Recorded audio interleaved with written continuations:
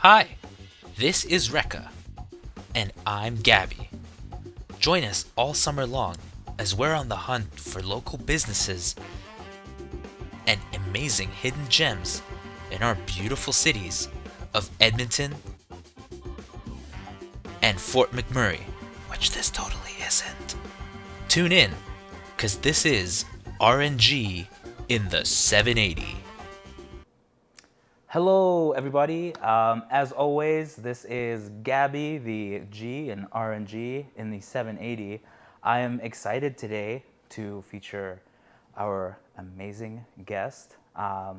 It's a gorgeous and wonderful day today, surprisingly. Usually it's been very gloomy, but I guess the city has decided that today will be a fun and exciting day.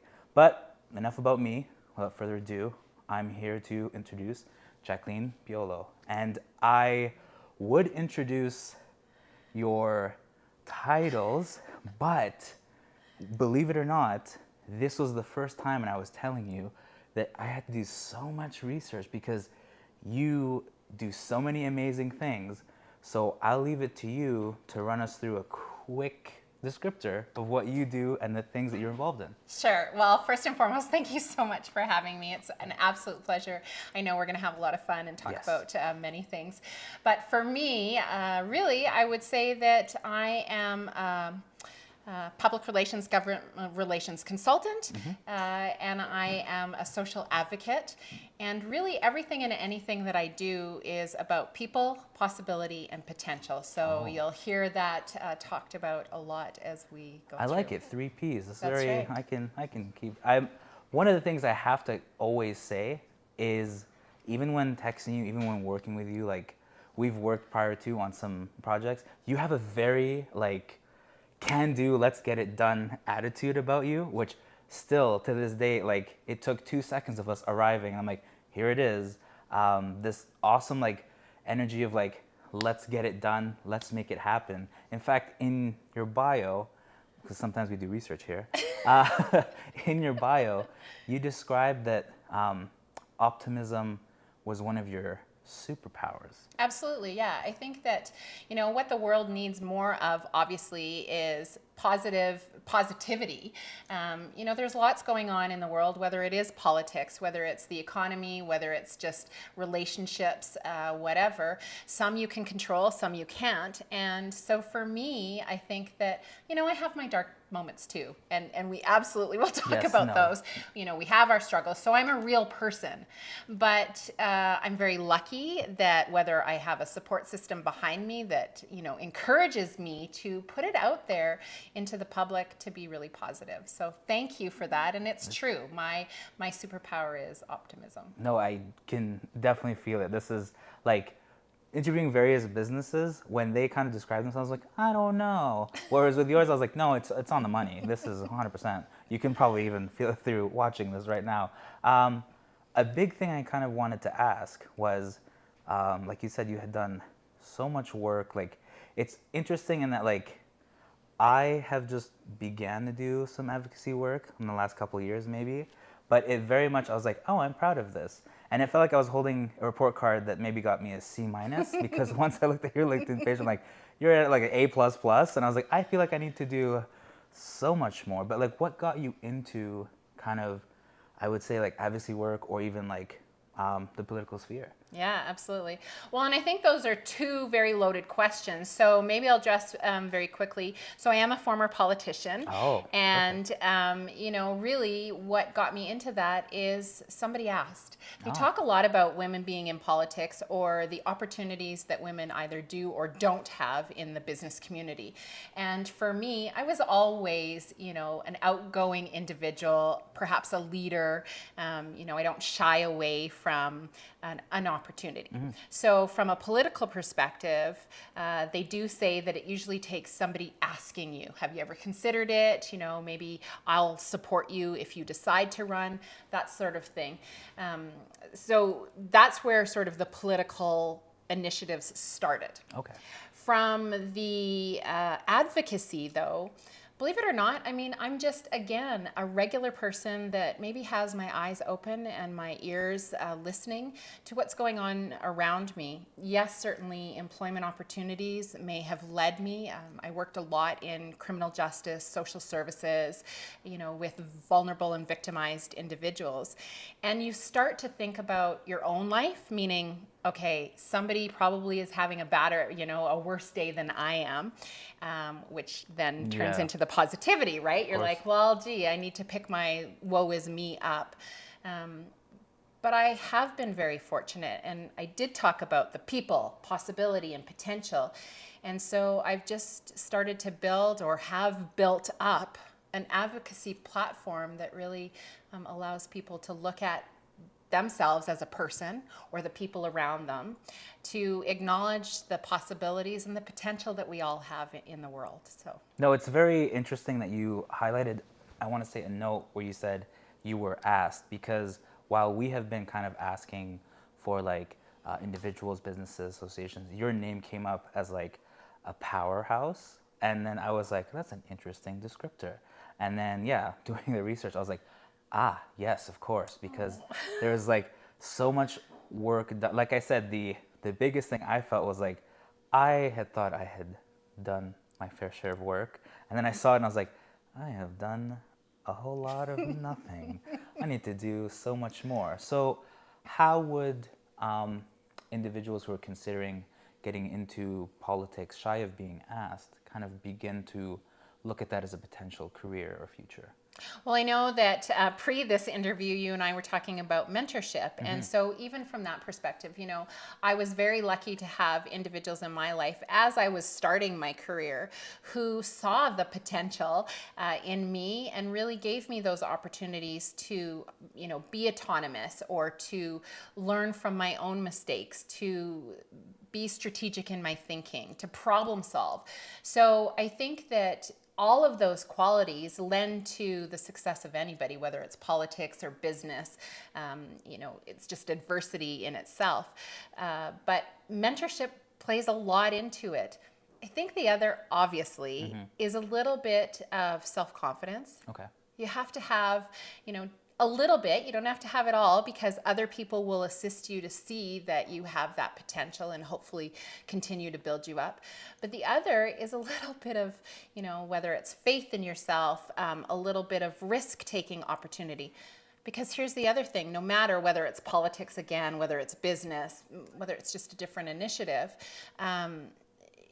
you're not going to succeed usually on the very first try or consistently. There are going to be setbacks.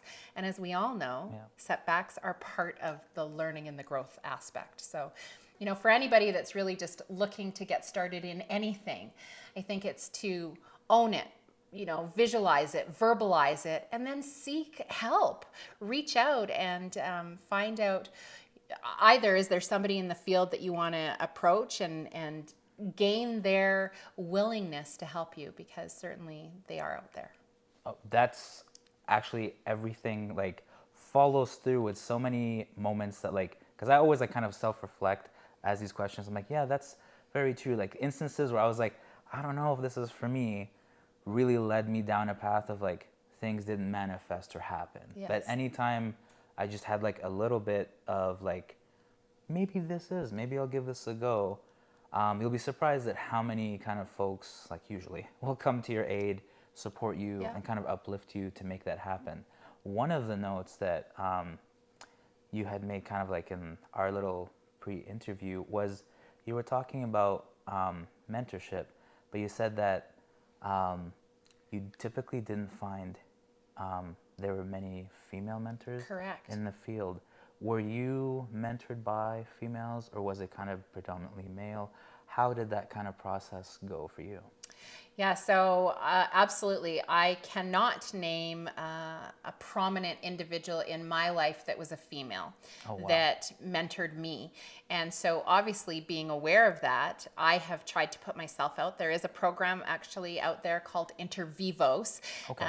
which I was involved with for many years. And it really, through sort of a speed dating from a professional perspective, aligned you with a mentee and you being the mentor. And then you work through opportunities that would challenge them, and you would be able to give advice.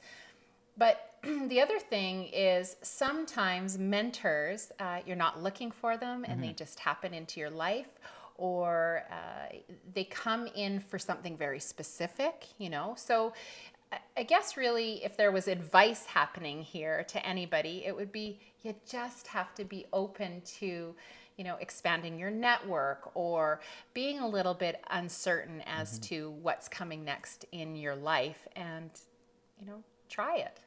That's honestly like advice I feel like I would always kind of give anybody. And you're right, like it doesn't even have to be in the kind of political sphere. I feel like that's the biggest go-to. But speaking of like positive advice, I don't want to take it to like a kind of negative end of things, but I wanted to ask more, was there a particular challenge or kind of barrier that you had to overcome on your journey that like was a teachable moment? Hopefully it wasn't anything too terrible, but like I feel like challenges are some things that like folks have asked us about trying to avoid.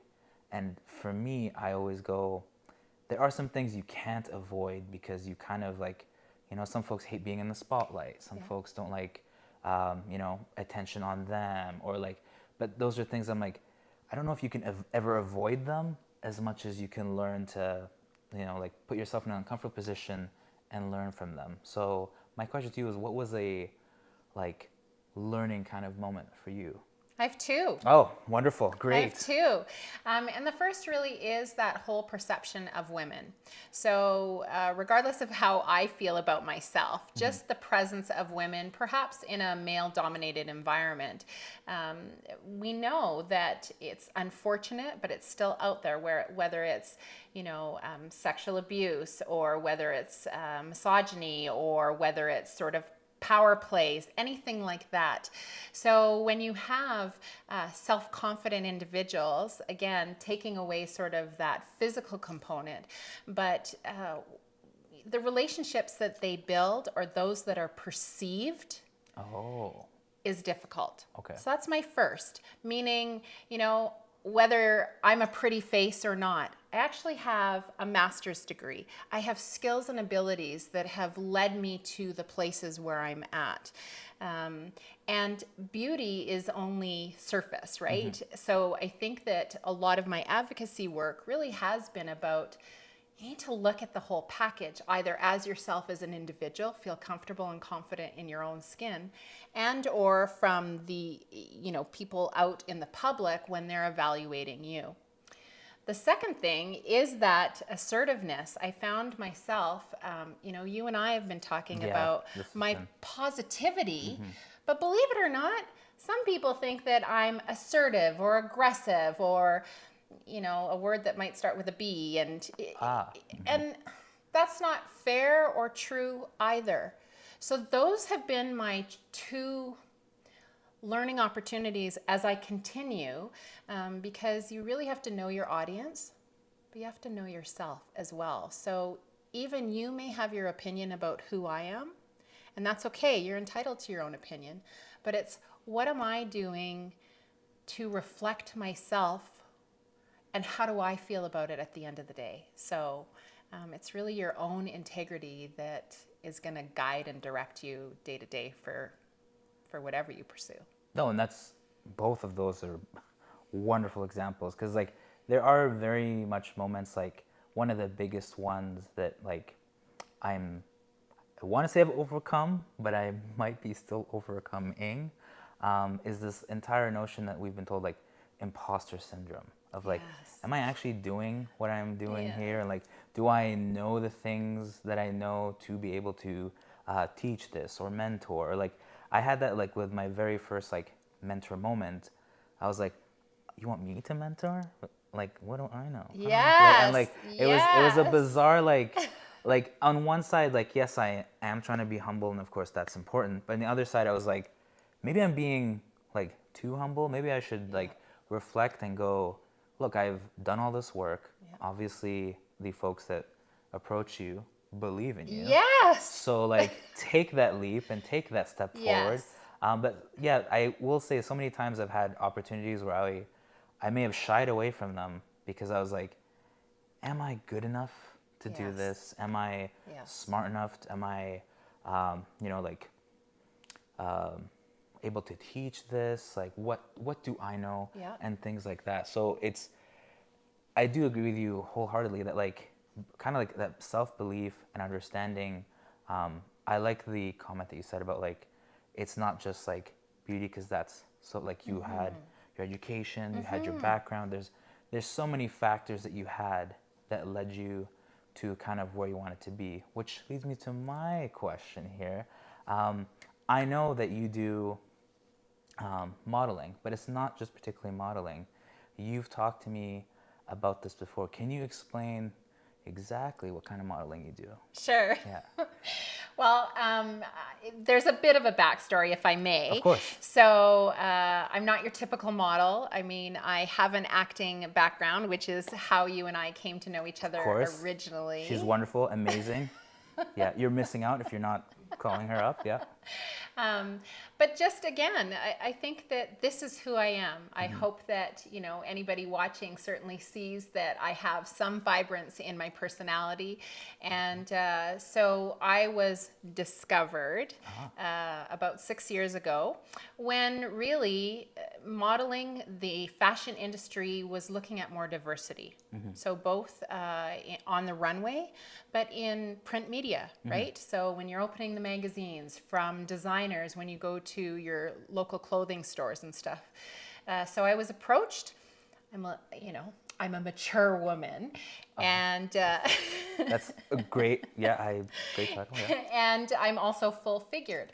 And so this opportunity for modeling has allowed me to use my platform, which is whether it's on the runway, whether it's on photo shoots, in magazines, working and collaborating with a variety of different photographers, designers, and other models, and talking about really it's self-love. So at the end of the day, yes, the industry certainly needs to make sure that they show that diversity, that they're making clothes for all bodies, because we're all beautiful. But at the end of the day, my modeling platform is more for individuals that think they're like me. Okay. Meaning they're mature, they're full figured. Maybe they have a little lack of self-confidence, which I have as well. But you rise above that. You find people in your network that love and support you no matter what. Maybe you take a little bit more care and attention as to how you get up in the morning and your dress and deportment, because looking good, we know, makes you feel good. So at the end of the day, yeah, really, my modeling career is all about just know who you are and love who you are. And nobody's asking you to change, but if you want to change, whether that means health and wellness, are you eating differently? Are you exercising differently? Maybe it's that you finally have the self-confidence. Maybe you need to leave, a damaging relationship or pursue a different career. It could be anything like that. And so I really do. I use that platform to try and showcase that for everybody. It's very bizarre in that I always say this, and I wish you folks were here, but as soon as you began to talk about this, I could literally feel the joy, excitement, and like this I want to say energy of like being your authentic self. Yes. Like it's like exuding, coming out. I like you said, like, one of the points was like maybe like not have confidence. I'm like, if that's not having confidence, then I'm like, geez. But to like, it's fascinating because I would say, as a male, probably not speaking for all males here, my knowledge on the industry is near non-existent. Yes. Very ignorant in that facet.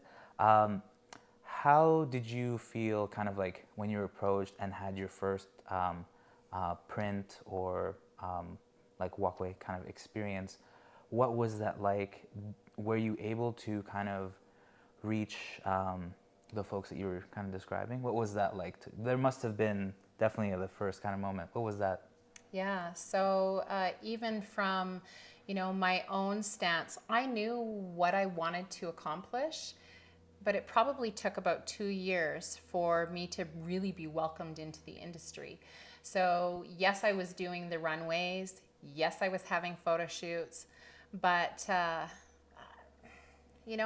maybe someone else wouldn't have had the tenacity and the stick-to-itness.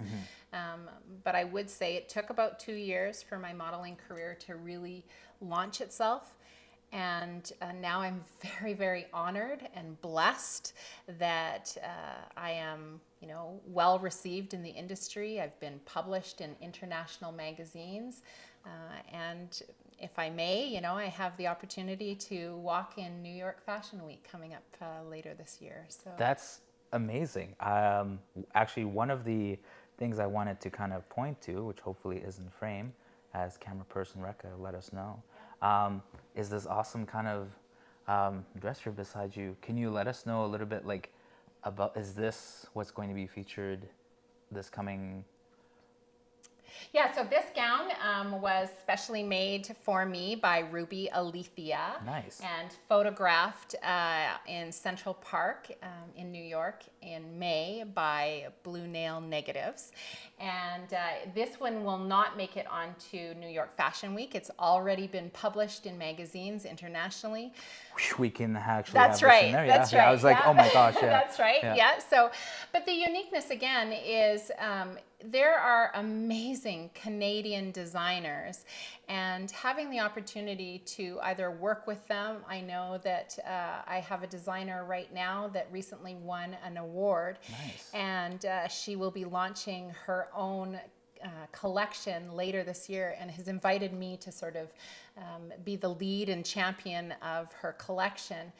And it's really that support out there for creativity, uniqueness.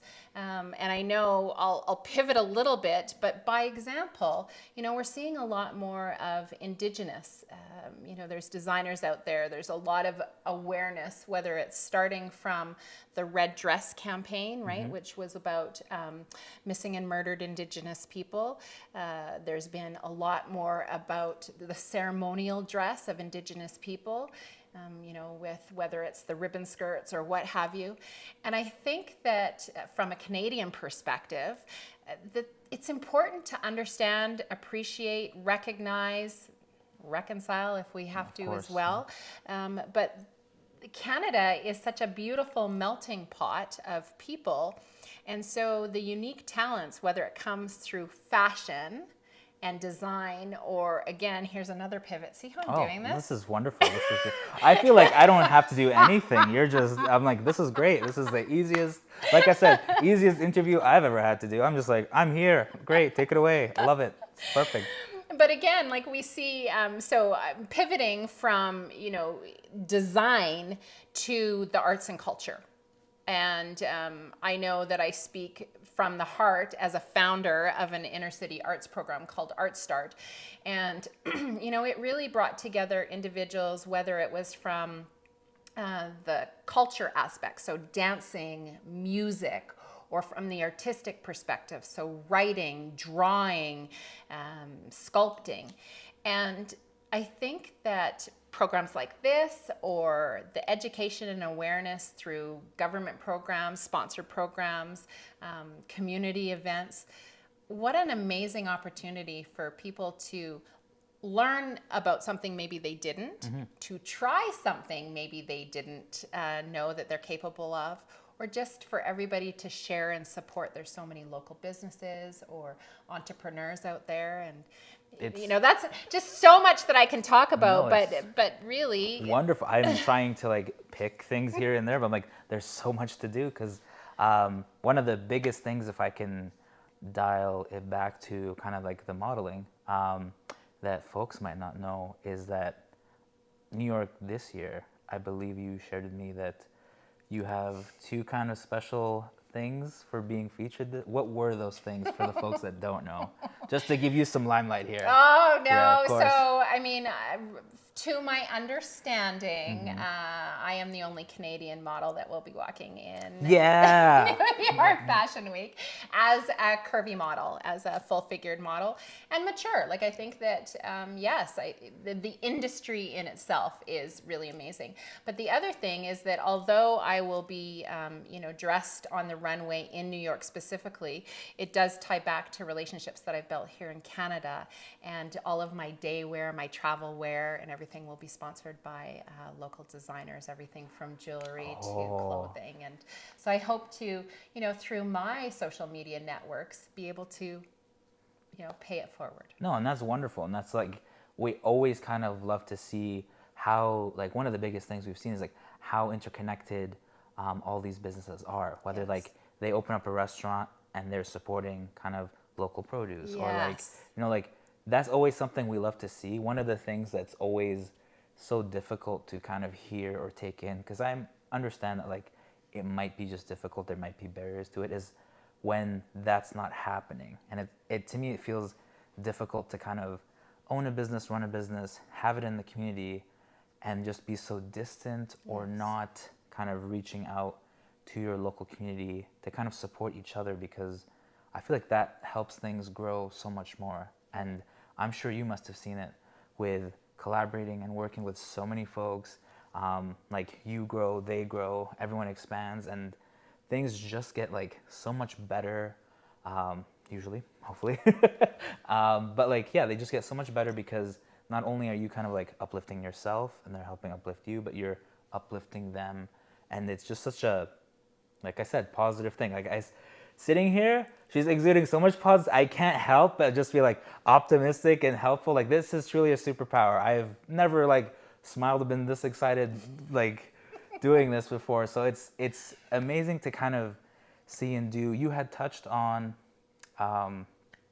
the awesome artwork that you Yes. have here, and said that you were a founder. Yes. How did that begin? And can you give us a backstory on, Sure. like, I almost want to say why, but I feel like I know the why. Yeah. But Yeah.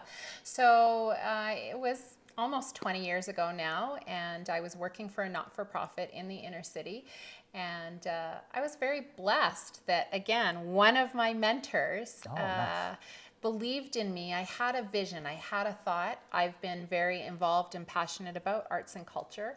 And I felt through volunteerism, perhaps, that there could be a blending, a sharing of talents.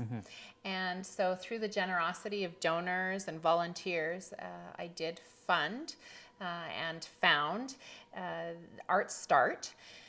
And a long time ago, actually, Senator Tommy Banks was a champion of the program as well.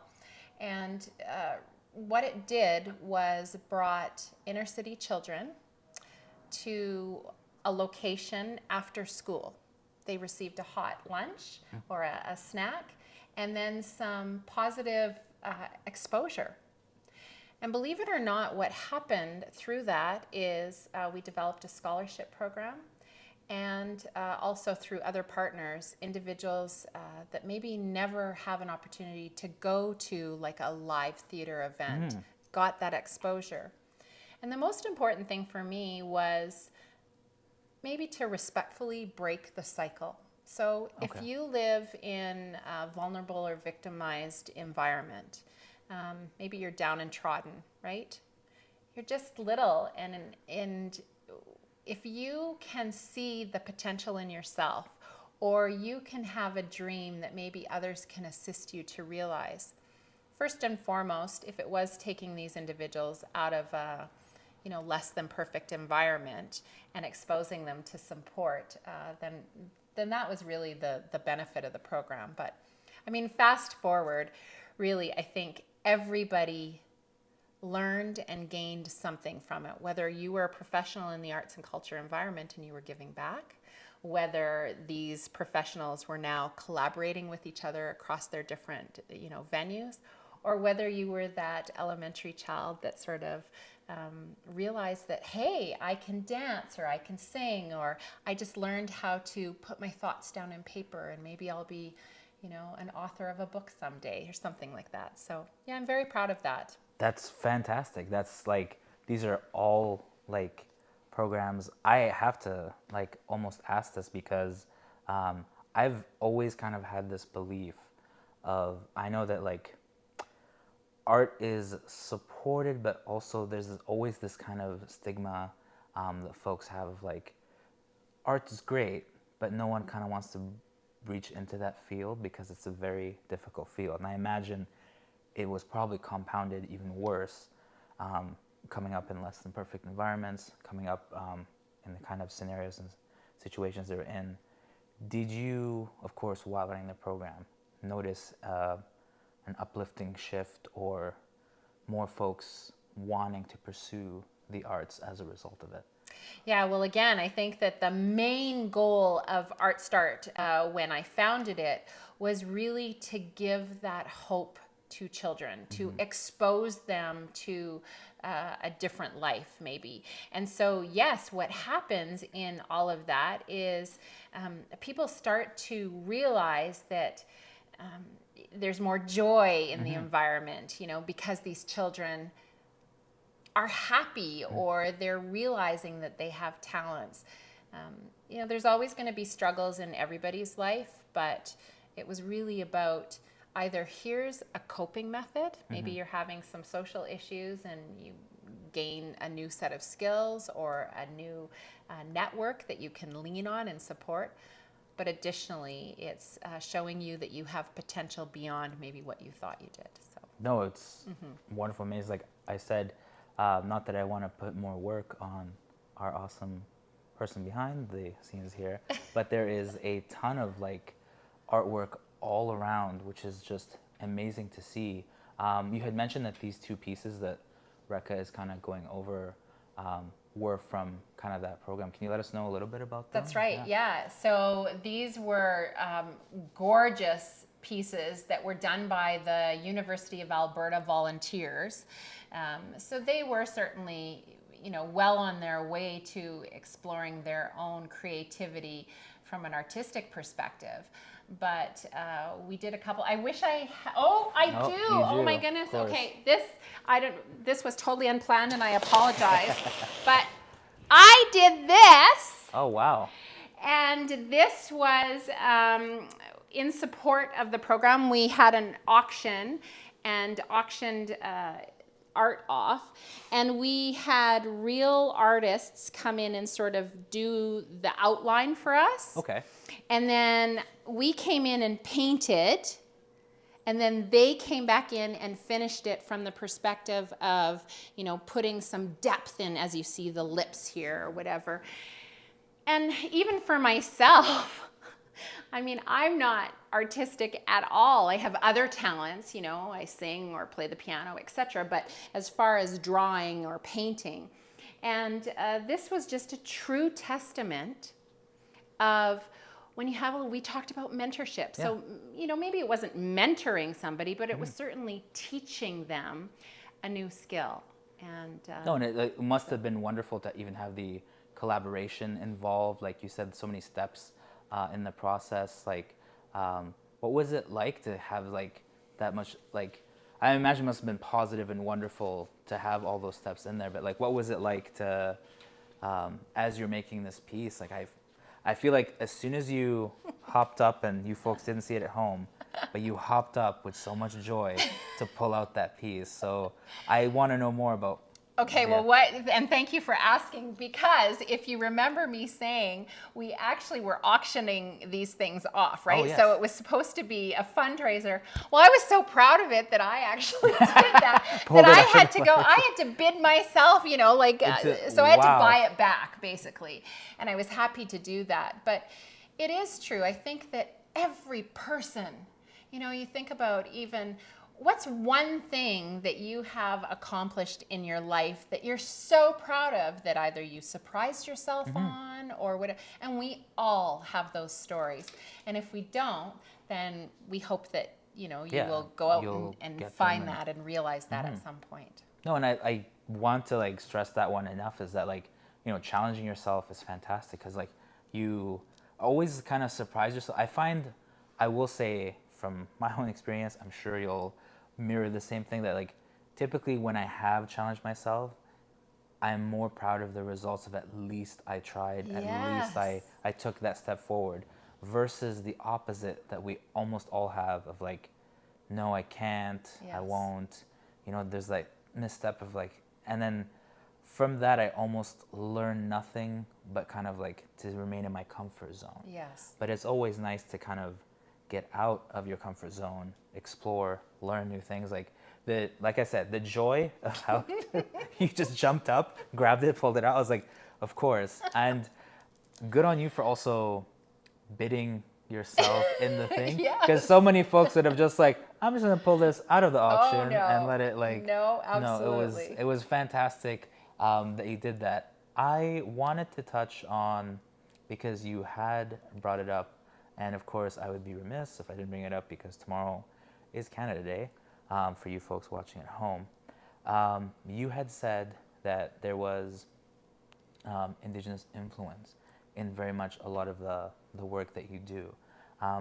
How important is that to you? And besides the obvious answer of like, it's really important, why is that very important to you? Yeah, absolutely. So, I'll start from, again, recognizing that Canada is an amazing melting pot. Like, even for all of us sitting here in my living room, there's different cultures, I'm sure, and there's different backgrounds and stories that we can each tell. I grew up in an interracial marriage, meaning my parents, so ebony and ivory, black and white. Oh. And my dad hails from an Ojibwe background. Okay. But he didn't grow up knowing sort of that part of his life, nor did I. And I think that later on in my life, as even you hear about opportunities that are afforded to, First Nations or Indigenous peoples, and not that I wanted to capitalize on that. I think that it's important that we thank them for the land and that we do make reconciliation forefront. But for me, it was just, okay, I need to know a little bit about where my mom and dad came from, or what don't I know and how can I respect those lives. So very quickly, my mom was born in Cuba, raised in Jamaica. Oh, wow. So what I get from her is just the ability to shock everybody and say my mom's black, and people. I'm not colored, but so it was more food. Food is what I got from my mom's side. But my dad, who grew up for the most part in a white environment, but his ancestors, come from North Bay, so in the Sudbury, Manitoulin Island area in Ontario. Okay. And, my aunt, my dad's sister, is very interested in the history and the culture, and she certainly knows a lot more than I do.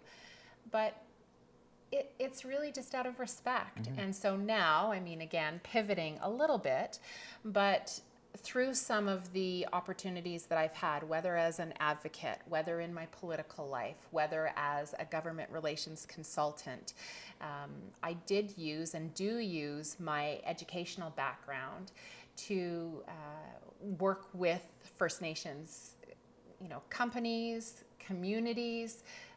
I use my platforms to respectfully dress, and to make sure that I'm presenting myself in the best positive light, respecting my heritage. No, so of course. I don't live the life as an Indigenous person, but I respect it, and I want to continually learn a little bit more about it.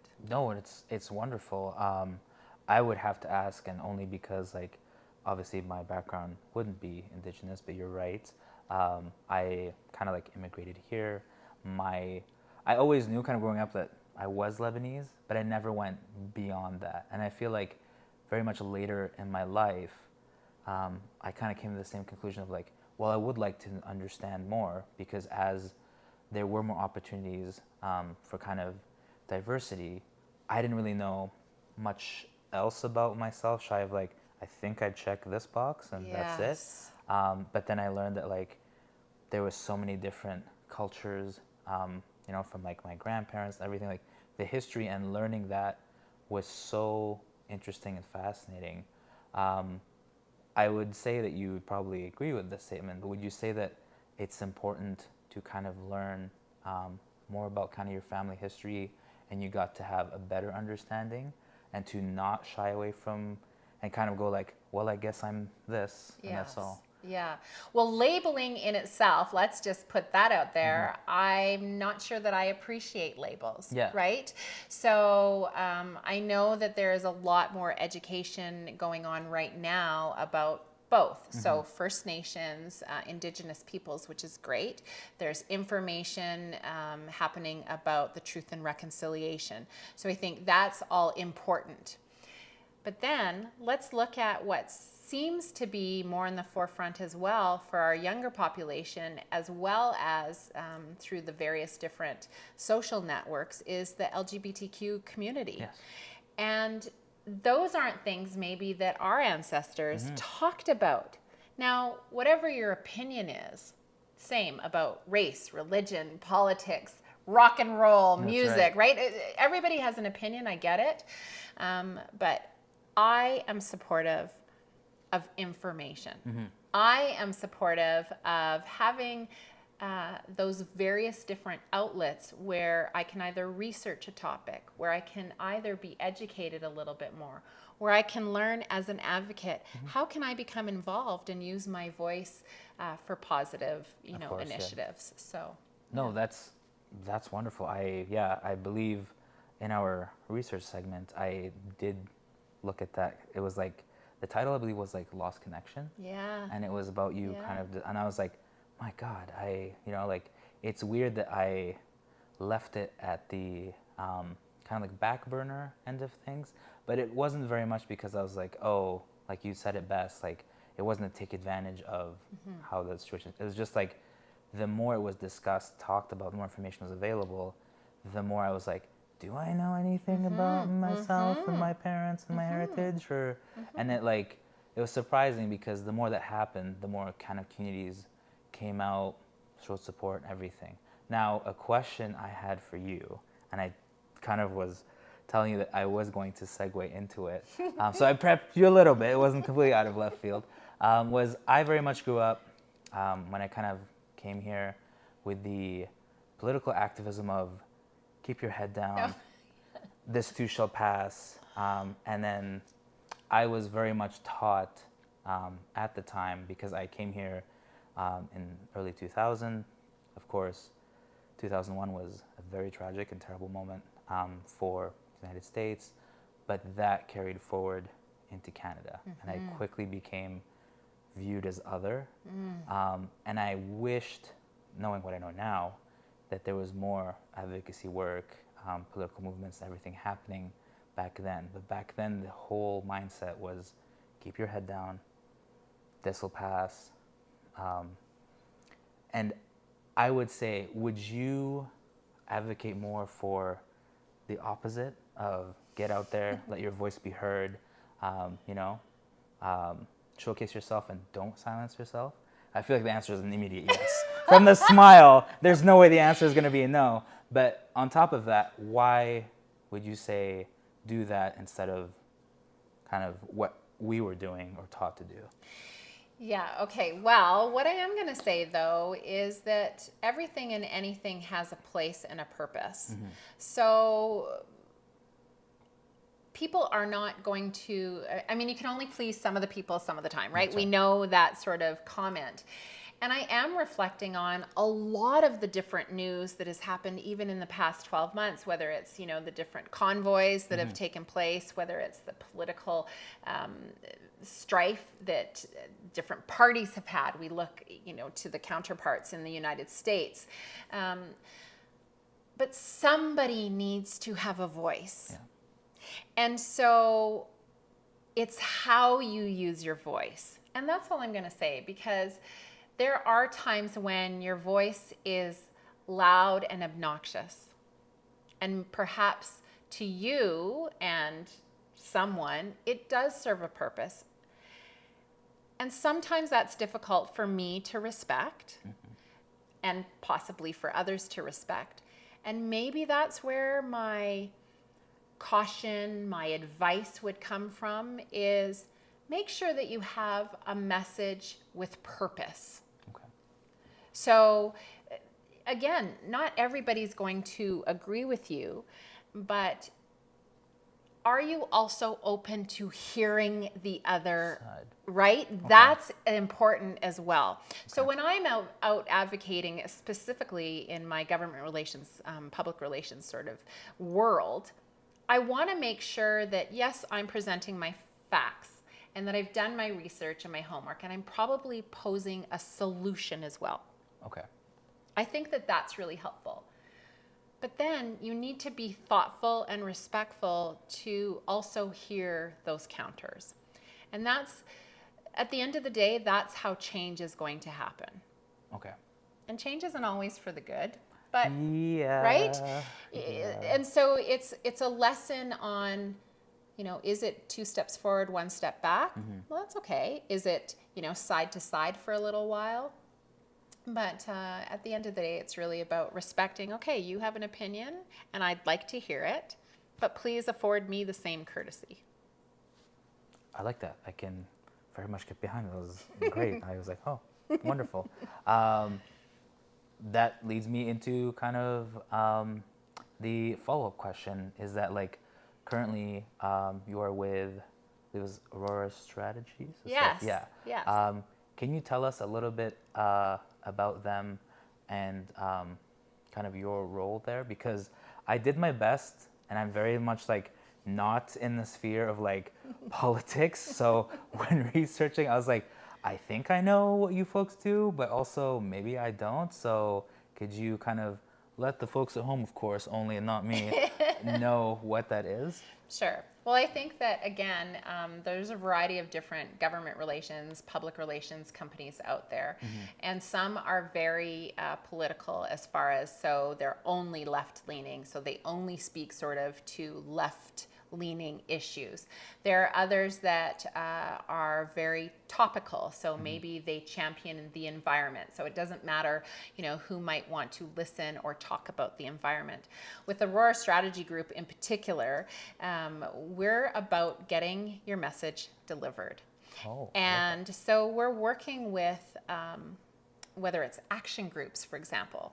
So maybe you're the Professional Engineers Association, and there's legislation that's being proposed. And you want to make sure that your elected officials at all levels of government, orders of government, are listening to you, because maybe they have an opportunity to influence change on your behalf. Sometimes Aurora Strategy Group gets involved with risk management messaging. Oh. So all of a sudden, let's take an oil spill. I don't know. I'm just pulling things out of, but to give listeners an idea of the importance of, do you know that you need to come out from a position of leadership if you're maybe the CEO of a company, and either admit what's gone on, apologize, pose a solution, give timelines. And that's what people expect from our elected officials, from the leaders of our country. And so primarily government relations, public relations consultants are building those messages so that not only are we educating everyday individuals, the taxpayers, the voters, but we're also trying to influence positive change. There's that theme that's recurring, and I like that a lot. That's positive change. yeah. Emphasis on that for sure.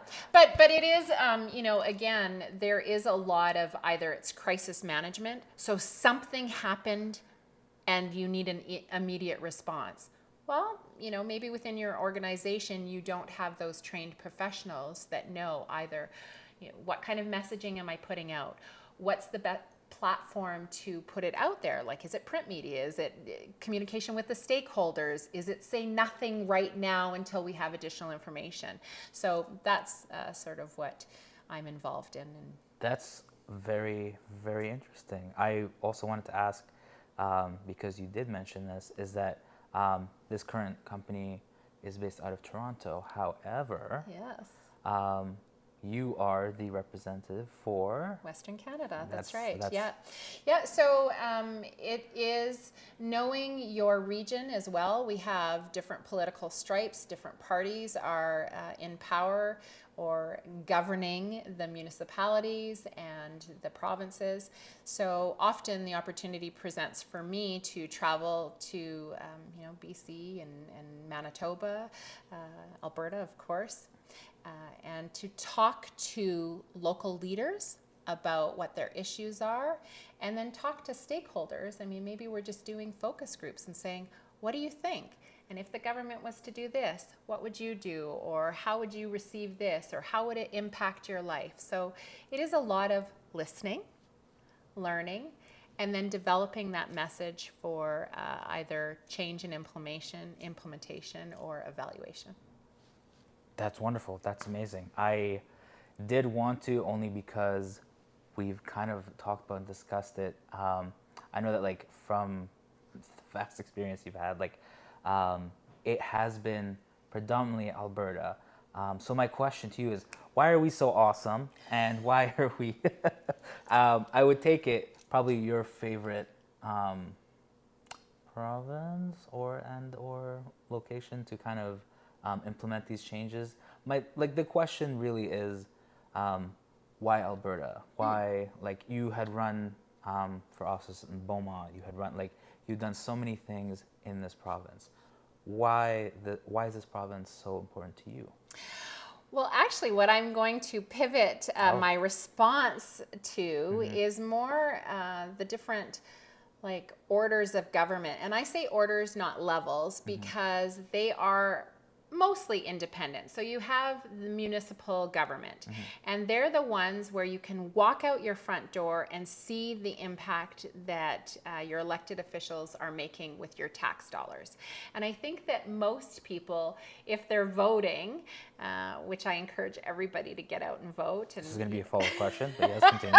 Yeah. Do your homework and know that even if you don't think that voting impacts you, it does. Because find one thing in your life that you're passionate about, and then learn what level of government supports that. So, for example, if you are passionate about education, then, maybe spend a little bit more time understanding what your province is doing, or your provincial government, or maybe if you're more involved or interested with national defense. Well, then if you're only going to sort of focus your energies or listen to politicians, then listen to your federal politicians. Okay. But, I think that each province and each order of government has such unique opportunities, whether it's just from delivering a message, making change. So again, municipal, provincial, and federal. And that really the power is in the people. You need to get out and vote.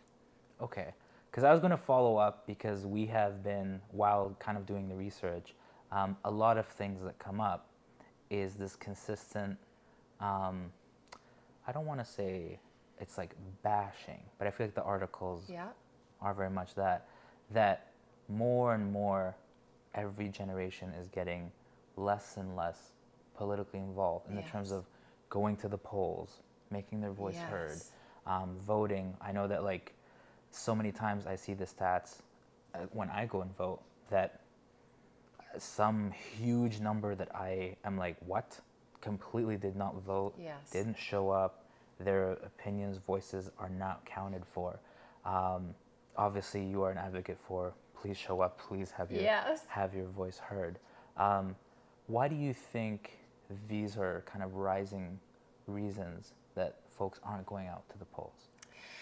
Well, I think that there needs to be some ownership on our elected officials and the leadership that they are or are not showing. Okay. So certainly there is not apathy from voters, but they're sort of looking at our leaders and perhaps not being able to relate to them.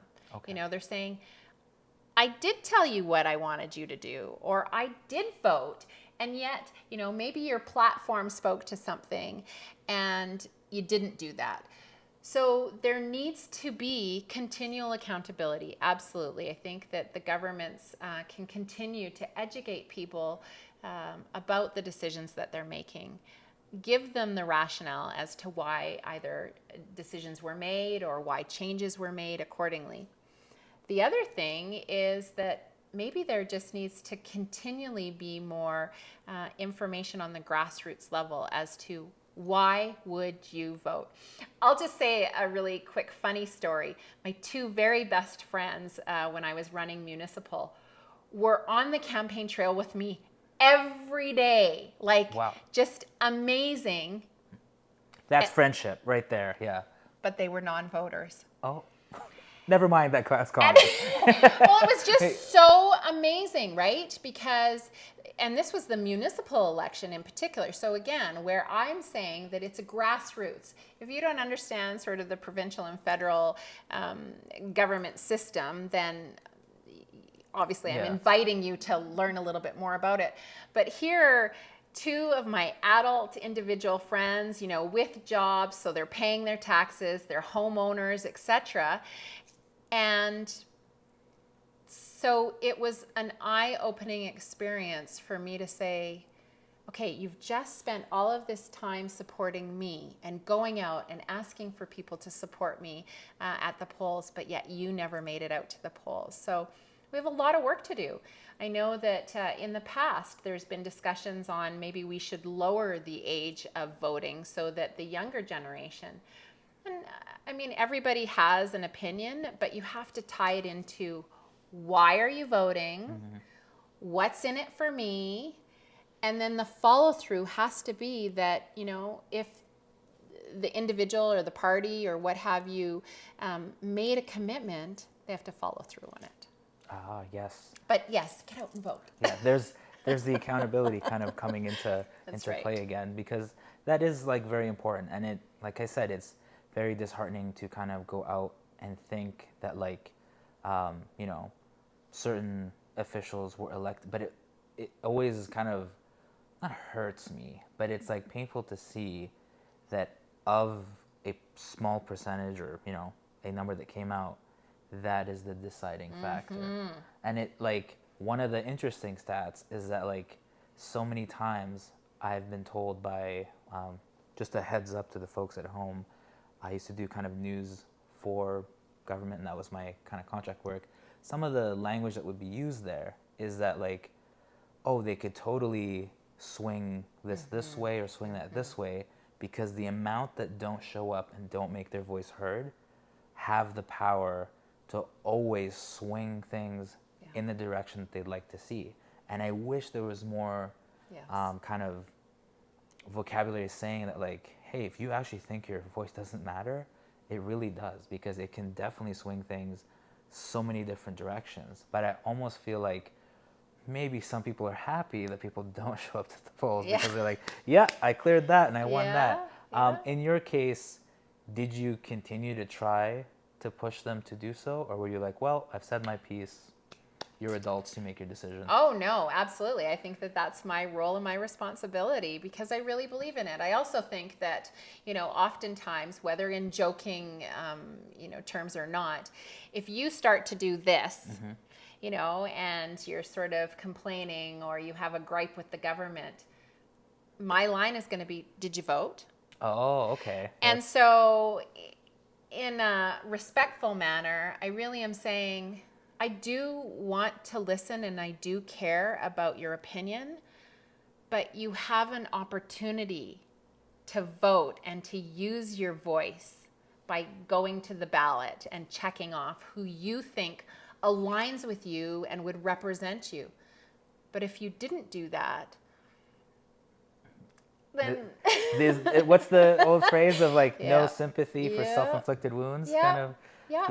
Yeah, I can definitely feel that. That's it's an interesting thing because, like I said, like I am not from here, so there were a few years where I had turned the age of adulthood in the province. Is Yep. that the correct? Yeah.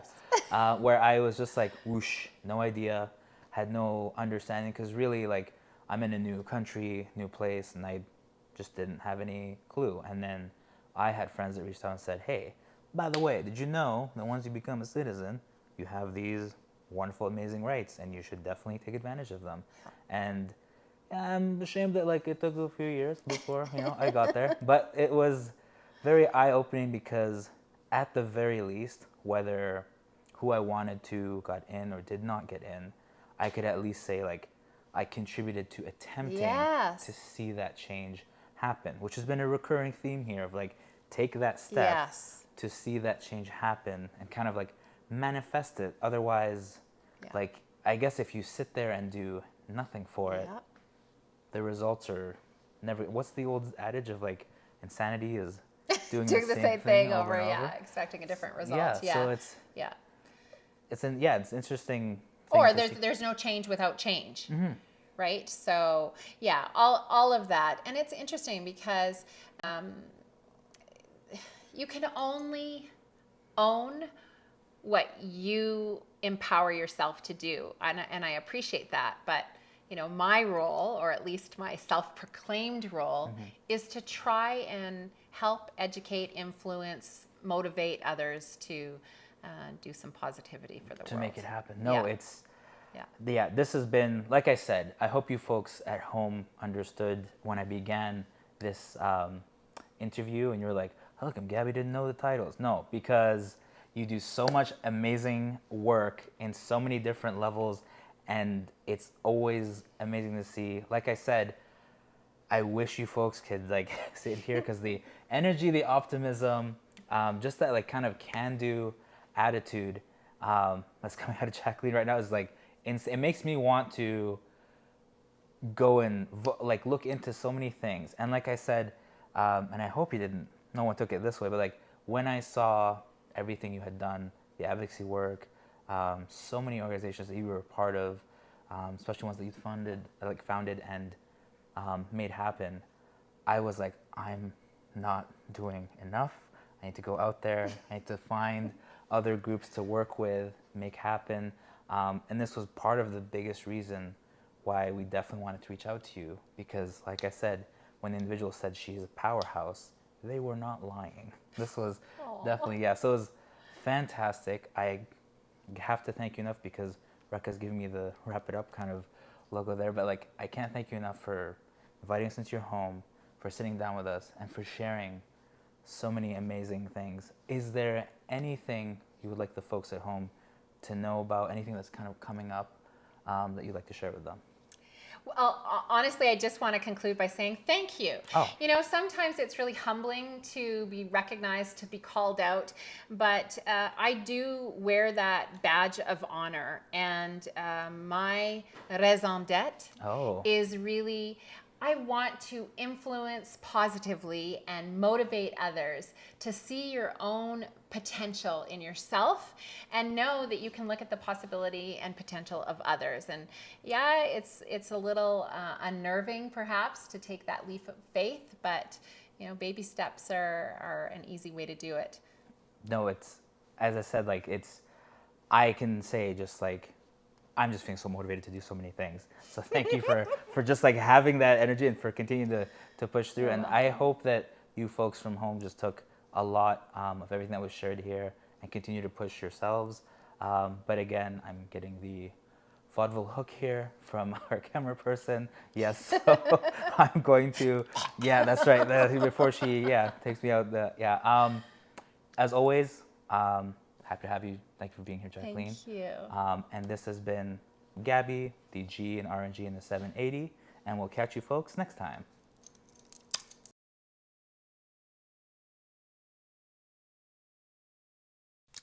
Hey folks, how's it going? This is Gabby, the G in RNG in the 780, if you haven't figured that out after so many of these. But that aside, I'm excited to come here from the awesome and cozy atmosphere that is Feathered Away, and I'm joined with the owner, creator, and designer herself, Marisa McKinney. Hi. How's it going? It's good. It's good. How's your day been, actually? I didn't even ask that when I came here. It's been interesting. Mm-hmm. Met with an artist to Nice. do a mural. Oh. Took my son for a walk. Cleaned up my crazy studio. No, you said that you needed time to clean it up, and honestly, it looks great. Just so. like tucking things in the corners. If you pan down, it's just, but yeah, like this is like We're walking through fabric. every kid that's told to pack the room, you're just like stuff it out of sight, and that's it. We're good. But no, can you tell us a little bit about yourself? I grew up north of Edmonton in a small town. I'm adopted. I am Métis from what I know.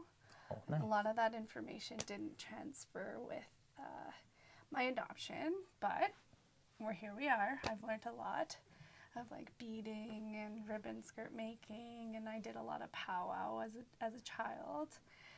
I have a son, my Nice. first son, and I have been living in Beaumont for almost 5 years now. Yeah, it's been an awesome Beaumont day. We just did a live stream earlier, also from Beaumont, so it's been great. There's so much to unpack there, and I feel like I'm going to come back to it, and I definitely am going to remember it. But I wanted to ask about Feathered Away, why the name, and what was the inspiration? Actually, when I was about 18 years old, I didn't get along with my parents. I got kicked out. Oh, a rebel. We like that. I was a rebel. Yeah. And I kind of felt lost. And every time I tried to do anything that was like artistic or just like wanting a sign where you're like, come on, universe, give me something better, I would find a feather. Like, kid you not, I would find a feather. One time I had one feather just drop from the sky out of nowhere. No bird had flown by, nothing. It was like spiraling down right in front of me and had dropped on the sidewalk. And like, that's where I came up with Feathered Away, just because I felt like it was the universe saying, like, you're creative, just embrace it. So as I started doing that, I felt like everything kind of started aligning. Whether I was doing this business or not, if I kept that mindset of being creative, things went right. Like, I've been a music promoter, I've been a burlesque dancer, I've helped on sets. It's just as long as I keep myself creating, things were going right. And I feel like that was that sign, and that's where I got the name from. Okay, bunch of questions to ask. Did you keep the feathers? Some I did, actually. Okay. I actually wore some in my wedding. I had my hair braided in multiple braids, and then I had her sew some of the feathers that I had found along my way. I've cleaned them, Okay. and then we've sewn them in my hair. So that's what I had kind of kept with me, because it's what made me, and that's how I found Tim. Oh. Was because I was doing the things I wanted to do. And did he have a thing where some other... That's the... Like, you know what's so fantastic, but also a little jealous, is that anytime I've asked the universe for, like, give me a creative sign, it's nowhere remotely as awesome as, like... It's like a tomato. Yeah. Yeah. I'm like, oh, I guess I'll stop. I don't know. Yeah, that's... But, like, getting a feather and, like, knowing that that's a sign of, like, keep going on there, like, that would be so awesome. Like, to have, so I could be like, yay, I'm doing the right thing. But instead...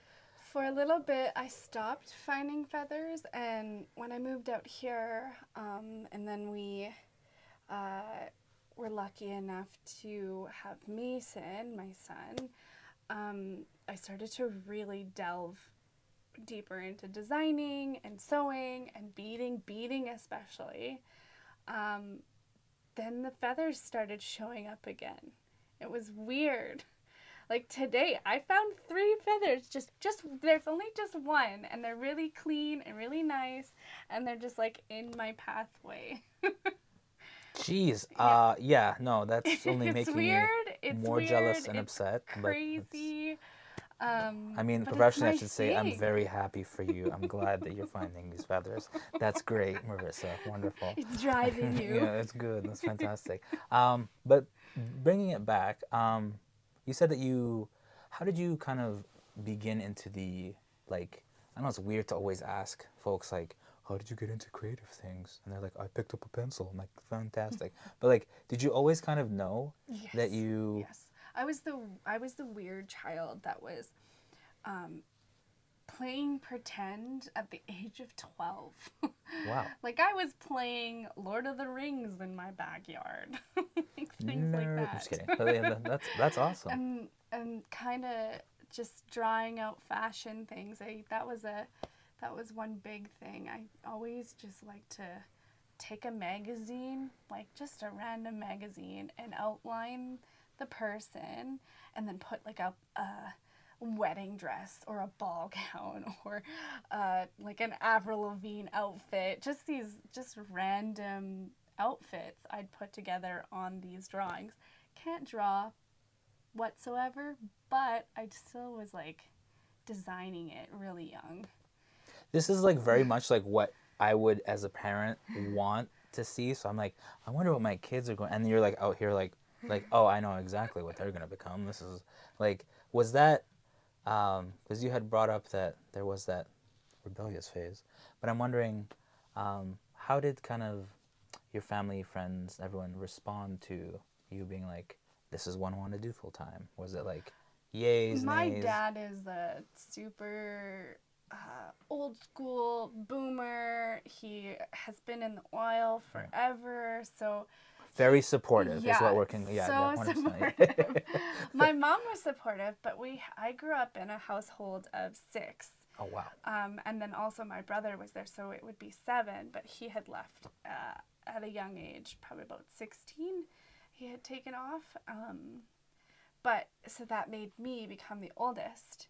So my mom's focus, like my mom, amazing. All of my siblings are adopted, and we're all Indigenous, and we all have FASD, fetal alcohol syndrome, or spectrum disorder is what they're calling it now.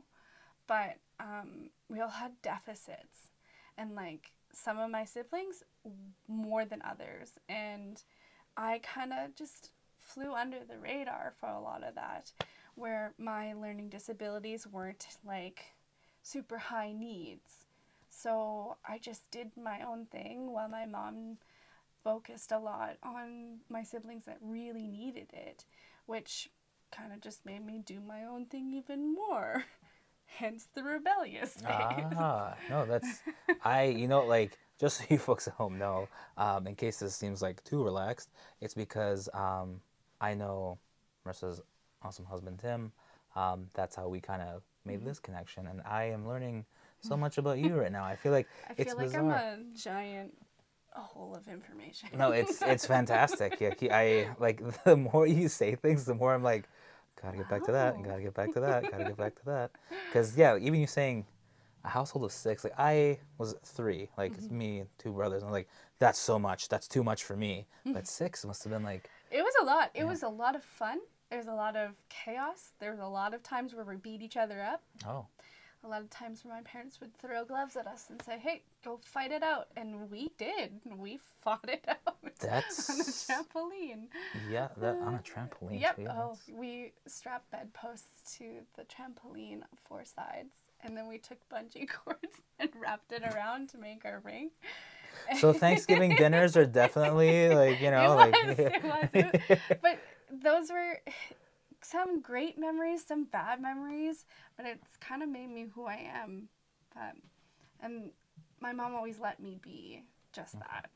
So as I say that my dad isn't as supportive, he is supportive in his way. The fact that I bought a house, the fact that I'm married, the fact that I have a child now and self-sufficient, I think that's his, we did a good job because she's succeeded. No, that's. And I mean, I'm starting a business. No, that's amazing, and that's like what you always kind of want to hear. It's always interesting that like no matter like, and this is not to like downplay parental support, but it's always interesting that like we've talked to folks who are like, my parents hated this, like I don't talk to them, and like it took a period of like trying to reconcile with them after they succeeded and did their own thing. Then you have the folks on the other end that were like, parents are very supportive, but regardless, they both kind of end up in that like, I want to do this, this is who I am, it's going to happen whether you're here or not, but all of them always say, of course I'd rather you be here than not. Yeah, I was going to say like how important, like, did you feel like, because I am definitely on the spectrum of where my parents did not get it, did not understand what I'm trying to do. Still think to this day maybe still don't. And I was like, I'm gonna do this regardless, and I'm gonna make it happen. Did you feel like you had, like, with your dad not being as supportive as your mom, was that a driving force to be like, I'm gonna show you? Yes, but in a different way. My dad was such a hard person to, like, you needed to be working, you needed to have good grades, you needed to graduate, which is where my learning disability came in. I was skimming along for school. As much as I would put effort in, I would still be skimming. So it was just like disappointed in me that I couldn't get any higher. So for the 2 years that I didn't talk to my parents, I actually spent my own money trying to upgrade. I tried to get a university degree, couldn't do it. Couldn't even pass a semester. I got in, and then after that, I just couldn't handle the semester. I wanted to do social work really bad. So I spent a lot of just fighting that thought that success meant I needed to have good grades. I needed someone to have professionally taught me how to do things. So I spent a lot of time upgrading, and I did a lot of volunteer work. I worked with a youth program in Edmonton with at-risk youth, and it's a youth for youth. So I was about 20 years old working with other youth. I taught them dream catcher making. I did all sorts of art stuff with them, and I just kept coming back to art. It wasn't called Art Starter, was it? No, Okay. It was YRAP. Okay, great. I was like, we just interviewed someone who did the same. I was like, is it the same thing? Sometimes they blend, so well, yeah. Because it's a small community, but it's such a big community, right? No, it's Youth Restoration Action Project. Nice. So they worked with kids who are in the jurisdictional, I can't say the word, but they are in trouble with the law. And this is their way of trying to fix and trying to learn and trying to get on a better path. And it would change for each child. So I got to work with whoever I was paired with on what they would do to give back to the community. It was, in a sense, community work. Instead of picking up garbage on the side of the road, they were doing something that was more fitted to them. And then also beside someone who was also their age or had gone through the same problems. Whereas I got kicked out. A lot of these kids are kids who have no parent to be like, hey, get your butt in gear. So that's where, I did a lot of that, and then I realized that I don't need my dad's opinion or confirmation that if I had a degree or not, that made me worth anything. So it was definitely the strong, independent woman phase. Yeah, and then once I got over that, my dad and I have like one of the best relationships. He calls me up all the time. We talk about things and about business, about everything, really. You may not know what all this is. Heck, he's brought my china cabinet in here for me. That's awesome. Like that's where he supports. Yeah. He doesn't understand it, but he's gonna do it anyways. And so we're growing together. Yeah, it's wonderful. It's like I said, there's almost this phase where like you might definitely agree with this because I've already tagged you a rebel. But like, yeah, you almost have to swim against the stream and be like, I'm gonna do my own thing. I'm gonna make it happen. And I And feel it like, breaks it. yeah, It breaks boundaries. makes them realize that like maybe they had it wrong. Like, I don't know if like it was Maybe life intentionally. maybe life can be different and not just the way that they've known it to be, which is doing that in all sorts of ways in our generation, to be honest. Like, Yeah, it's always like ever learning and Yeah. ever kind of like, I don't want to say like compromising, because sometimes that sounds like you're like giving up like fast as you don't want to give up, but like it's like you're being malleable and like you're Yes, able to yes. form new ideas and opinions. There's so many things that like I feel like, especially with us, because I feel like we're this similar, yeah, like coming up, that I got to learn. I'm like, all right, so this is wrong and this wasn't the way, and do, and it helped form me. As long as you can take the good and kind of start discarding the bad, I feel like you're always growing. moving forward, if you hold on to the fact that my dad was not as supportive, or my parents weren't supportive, or I got kicked out, if I hold on to that too long, then where am I? Just as angry as I was, One, 10 years ago is when this happened? And my son probably wouldn't have the relationship that he does with his grandparents. I feel like you hold on to anger so long that you really don't know what you're angry about. yeah, it's a process. That's Yeah. the interesting. So then, I have to ask, because you brought up so many stuff that like my brain's just like going off. Sorry. I'm full. Like, thanks a lot. No, I was going to say, so you would be someone who kind of was self-taught and kind of Yes. taught yourself how to do the work that you do.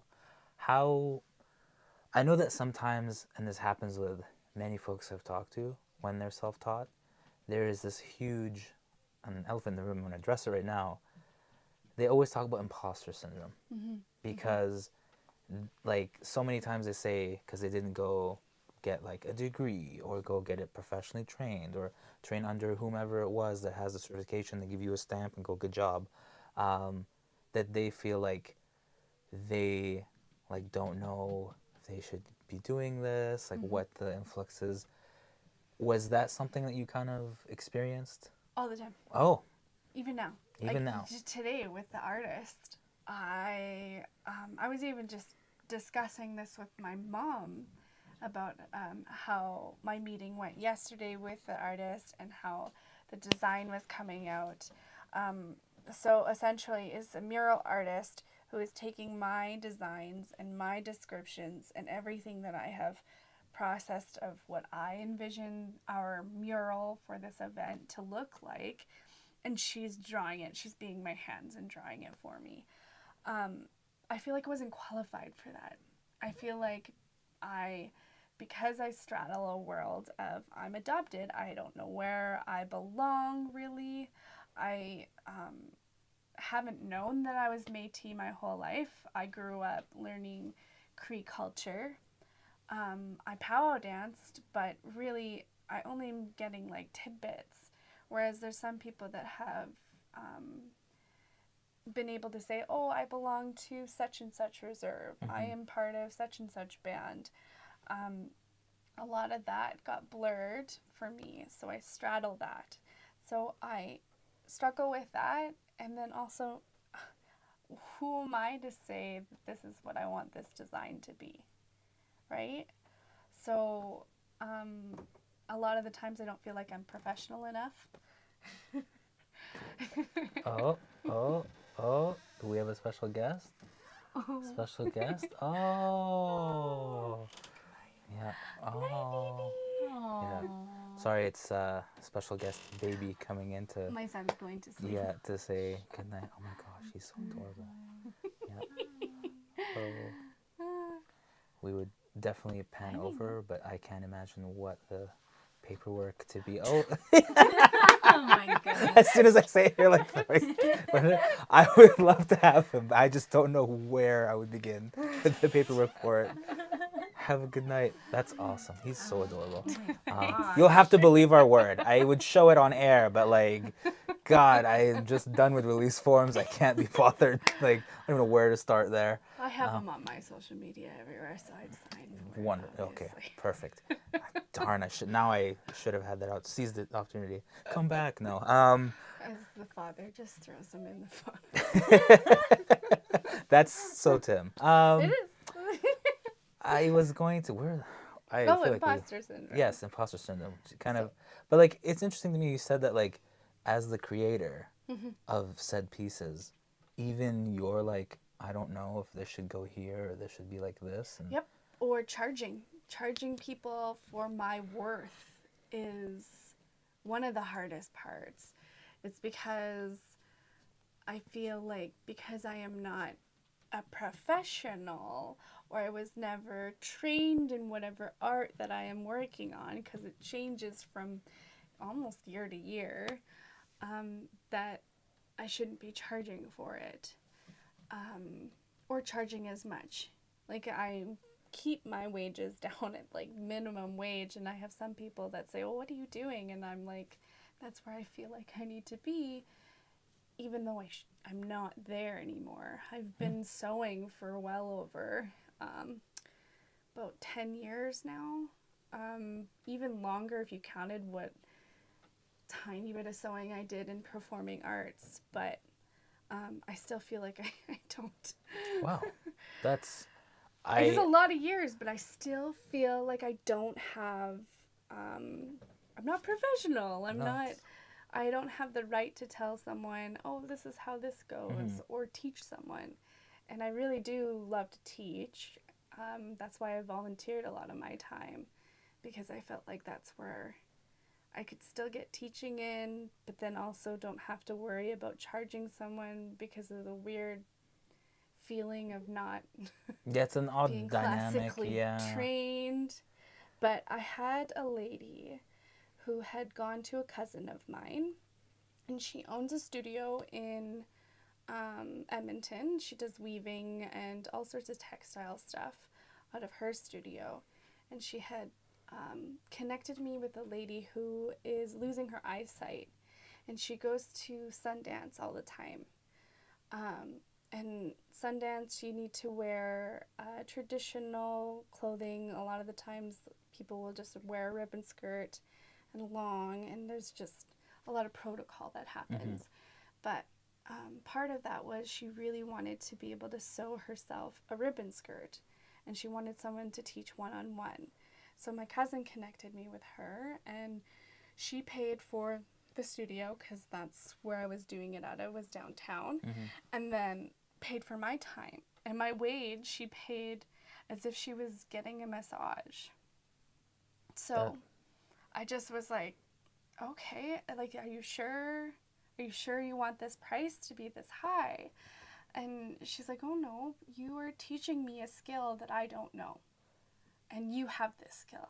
And you've had it, don't care how long you're teaching it, you should be getting paid. And then for the 3 months that we had worked together, she really kind of instilled that I am a professional. I am teaching. I do know a lot, and a lot more than what that someone else on the street who has never sewn before. I know I have that knowledge, and I can spread it. So why not take myself seriously? I remember she had canceled a class because something had happened, and she just canceled it the day of the class. And I was like, oh yeah, no problem. We'll just add another class on. And she says, oh no. Like, that class, I canceled on you, so I will pay for it. And then we only have 2 classes left. And I was just kind of, what? Yeah, You're going to pay me for time that I didn't even teach you for? And she says, well, if I was getting a massage and I had to cancel last second, they still get my money. Yeah, it's very bizarre. I feel like I can definitely, like, not to that degree, but I can. But she was the one who took me seriously. Yeah, and it kind of made me think, why am I not taking myself seriously? Why am I not calling myself a professional?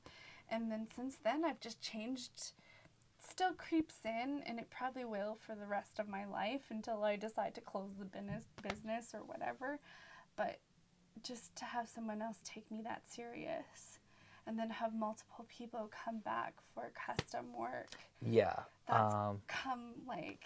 It's like insane to me that you're saying imposter syndrome when I'm looking around and all this work is so awesome and amazing, and I'm like, I would See, but imagine. imposter syndrome could happen to anybody. Yeah, like an athlete who's been training for their whole life.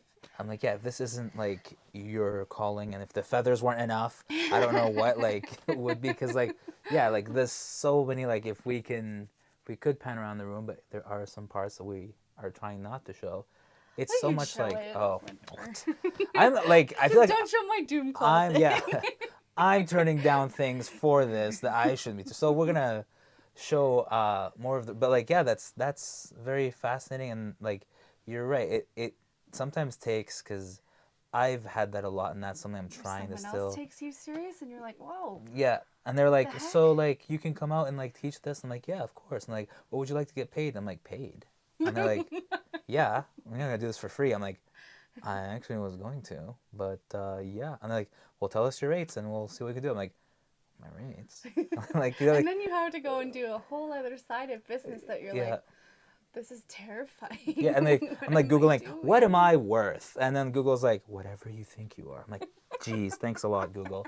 But it's very like bizarre, and that's its own adventure into the arts, is that you're always like, am I? And then like, I feel like it's the same thing, kind of like, I'm sure you've had it, like where you begin at a certain rate, wage, time, hourly, and then you're like, all right, eventually I have to up things, because like materials cost more, things have to be shipped, there's like business kind of costs that come in, and I know that you were doing the exact same thing I was doing. I was like, I don't care if I get paid minimum wage as long as the client saves and I get more work. And then eventually I was like, that's not realistic, because I'm now working for under minimum wage because I haven't fixed my prices and you're running ragged. Yeah. You're burning out. Yeah, I did that. I've done that multiple times to myself.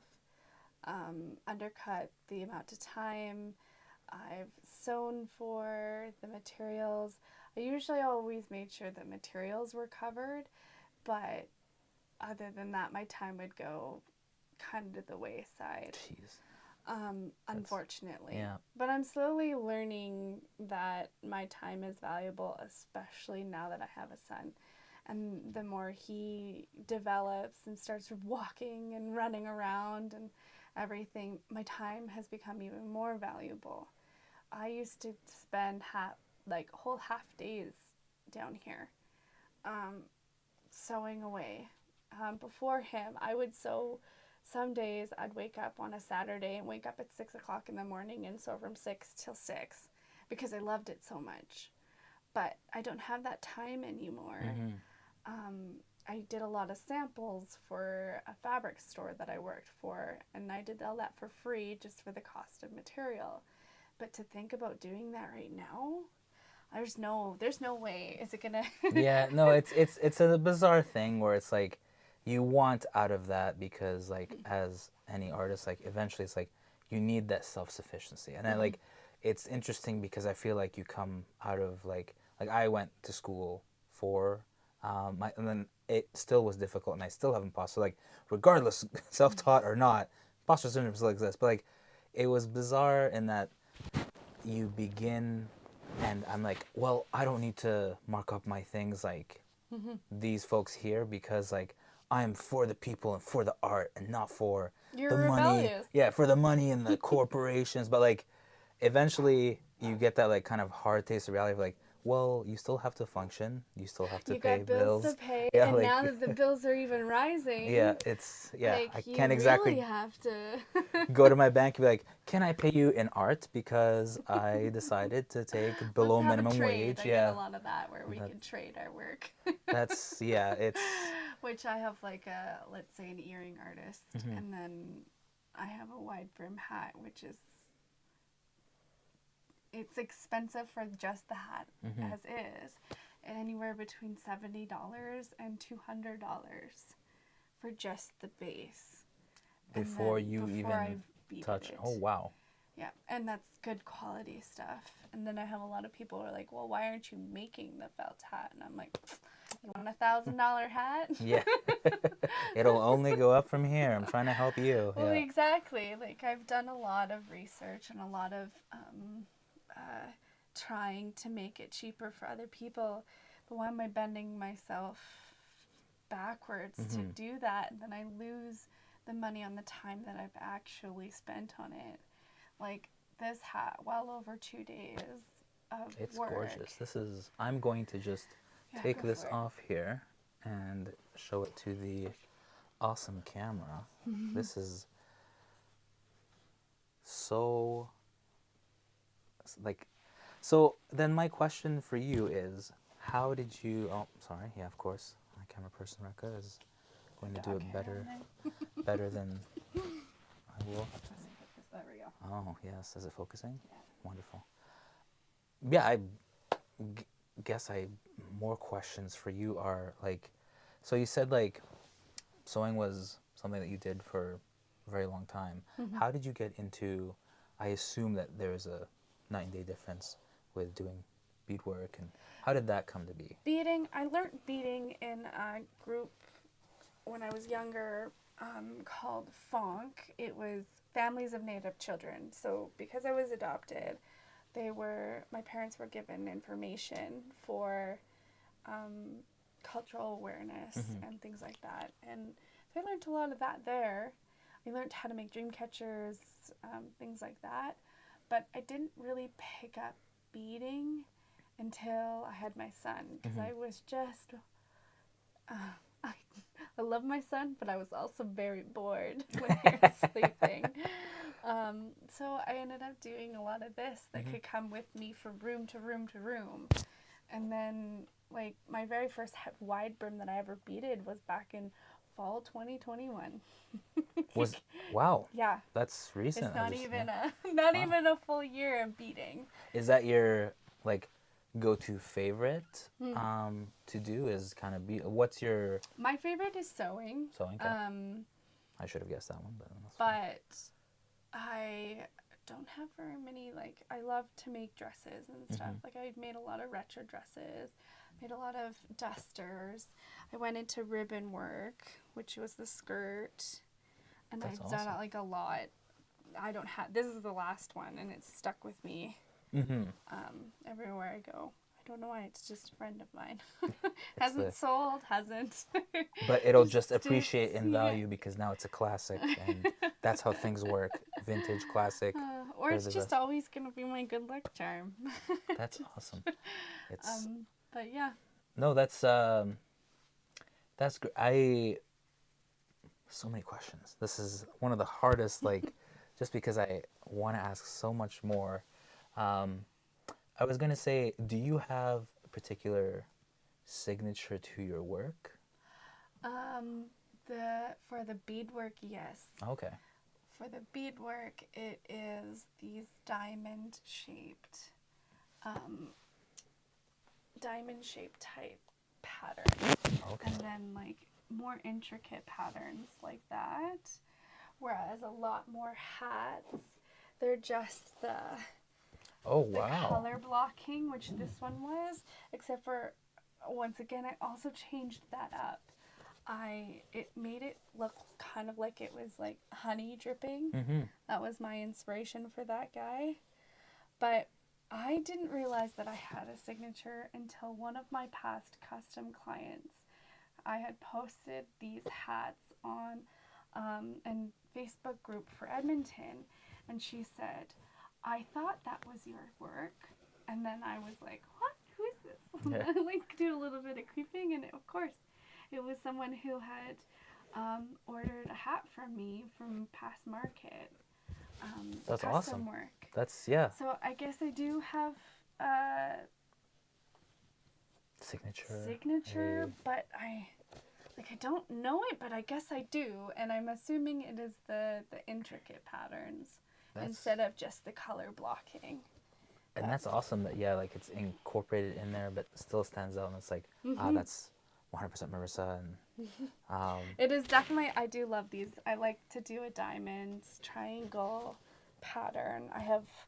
I'm working on a custom one right now, and it kind of looks like a watermelon. Oh, nice. And Nice another, or not nice? I don't know how- it's just watermelon colors. Okay, okay.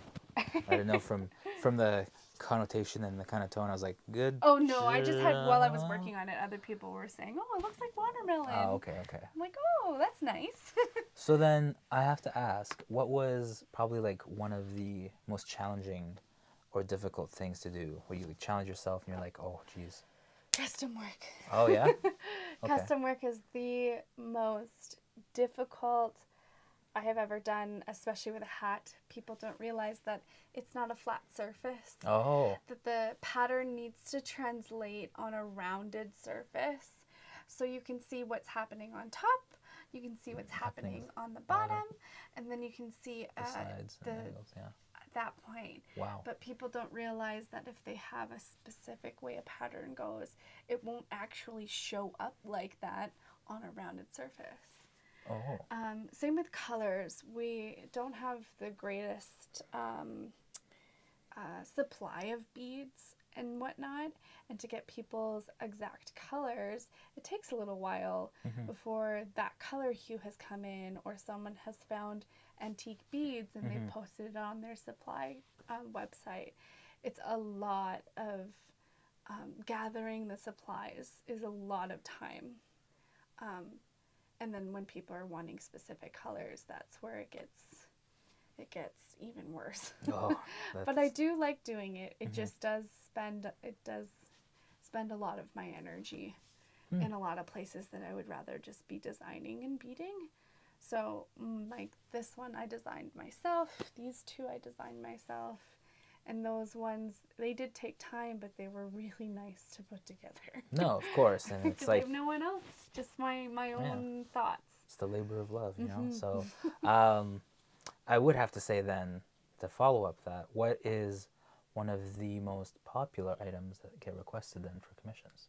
Right now, hats I closed for the summer just to give myself a break. Oh, wow. Okay. These are the last exclusives Yes, you can... until I'm trying to try out different things like hat bands and hat pins and earrings and stuff to kind of give myself a bit of a break from the brim. But the jean jackets are actually starting to come in. Great transition.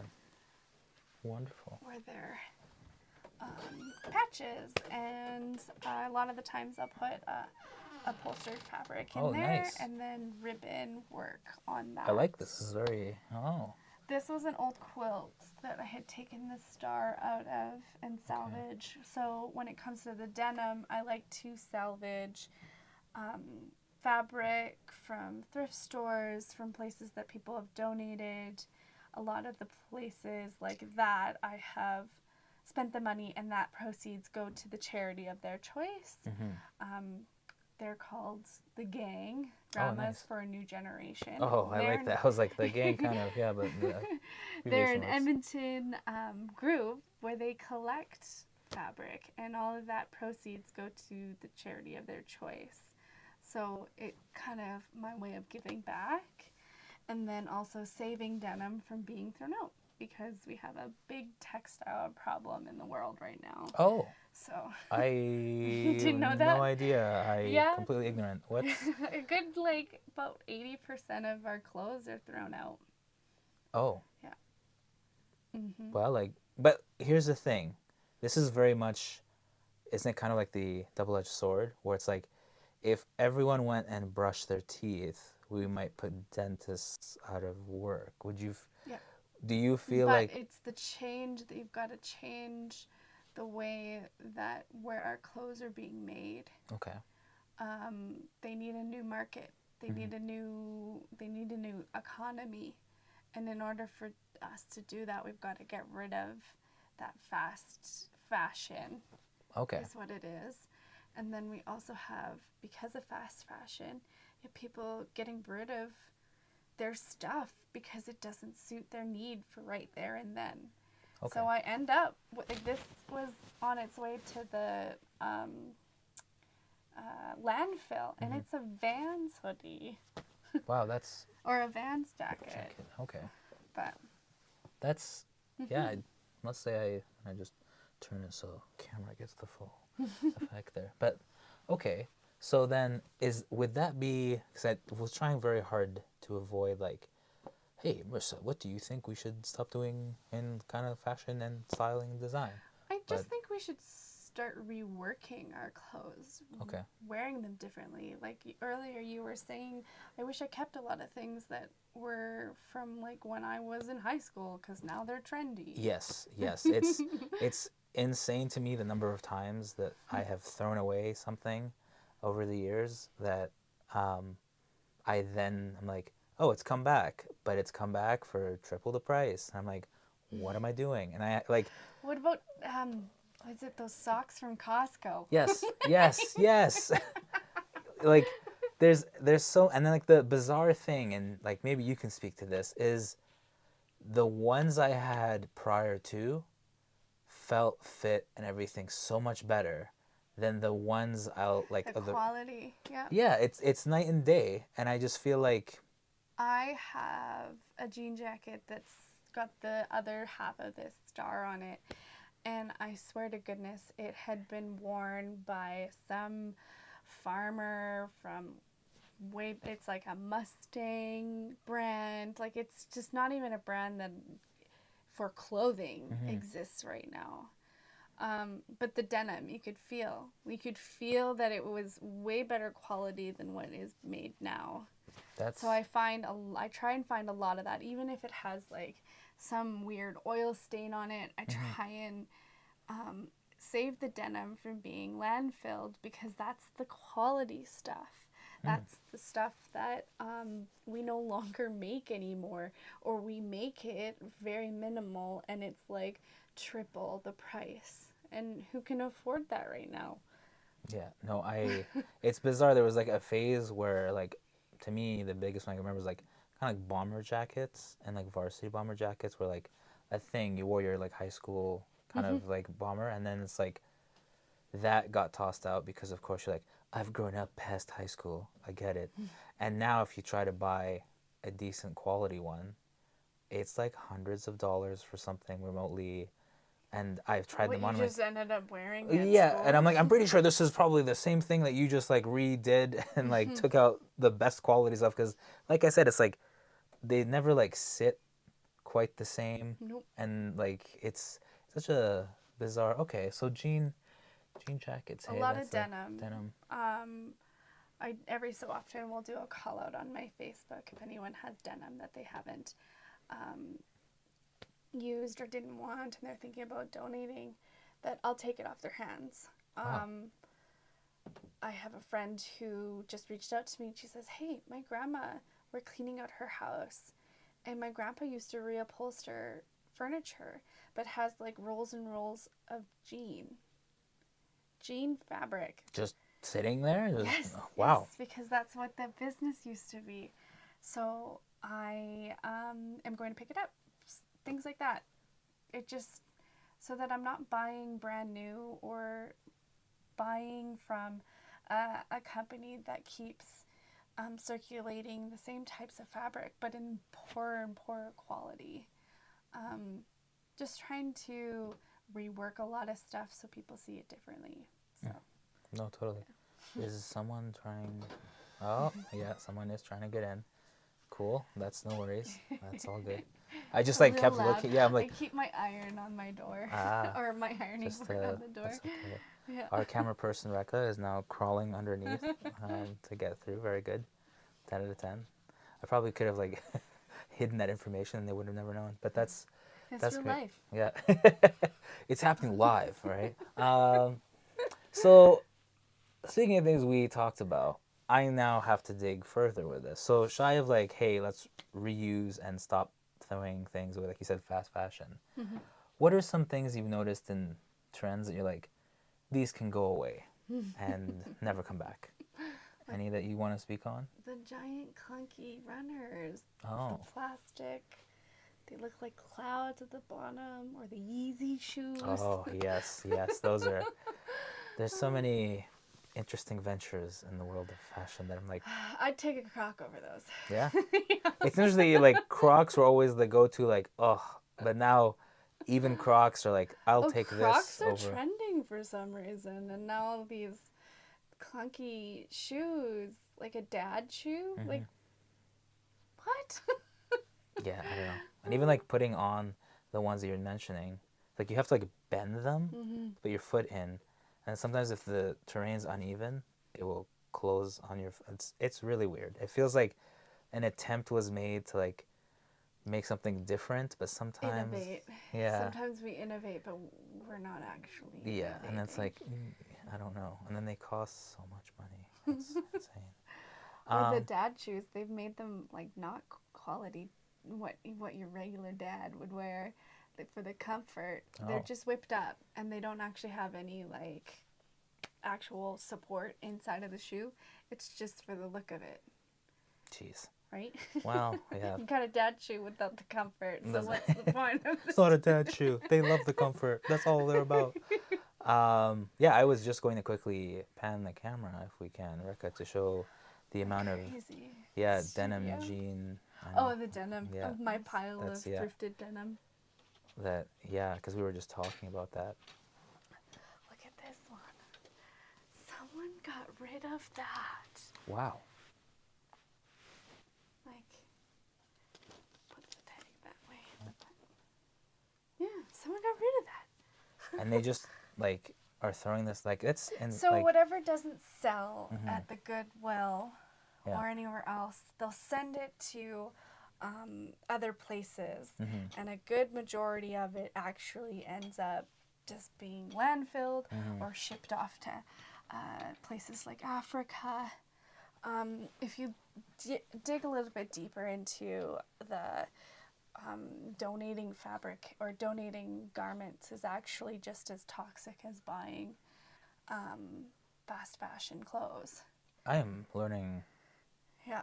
so much I because have a passion for that just Okay. because it's wrecking our world right now, and I know that I have to still appease the new, which is the wide brims, but I'm hoping that they become heirlooms and they don't end up being thrown out, and it just becomes like someone's signature where they've always worn that hat, and that hat has like become them. Yeah. just becomes part of who they are as a person. Trying to change people's mindsets on that. I had a lot of people at a last market where they said, oh, I have 3 denim jackets, and I never once thought to put anything on it. I never thought to embroider it. I never thought to put ribbon on it or jazz it up in any way, and I was actually going to donate them. So now that I had that discussion with them, that donating isn't always the greatest for our world, and it isn't actually going to statistically get into the circulation of being rebought and reused. Oh wow. They're actually going to come to me and get work done on the back of the jean jacket so that they end up wearing it again. So that they re-like their clothes again. Okay, so then that leads to a little pitch here. Are you taking commissions still for the? I know the hats. You're I'm done. The hats I'm taking a break till fall, and hopefully I will be in a fashion show in Calgary. Nice. But the denim jackets are wide open. Same Okay. with the ribbon skirts. Okay, no, that's. A lot of that work is custom too. Oh, yeah. Just Sorry. pan to the ribbon Okay, skirts, yeah, we're just gonna switch that up, and yeah. Sorry, we just had the light go out there for a second. This is awesome. I feel like I have to ask because you had brought up Sundance. To those who don't know, what is Sundance? That I'm actually not. I don't know it. It's new to me. Okay. A lot of that I didn't get to learn about. Okay. But it is, from what I was taught from this lady, she taught me a lot, is it's like their new year. So the year doesn't start and stop where the regular January 1st. Yeah. It goes with the sun. Oh, nice.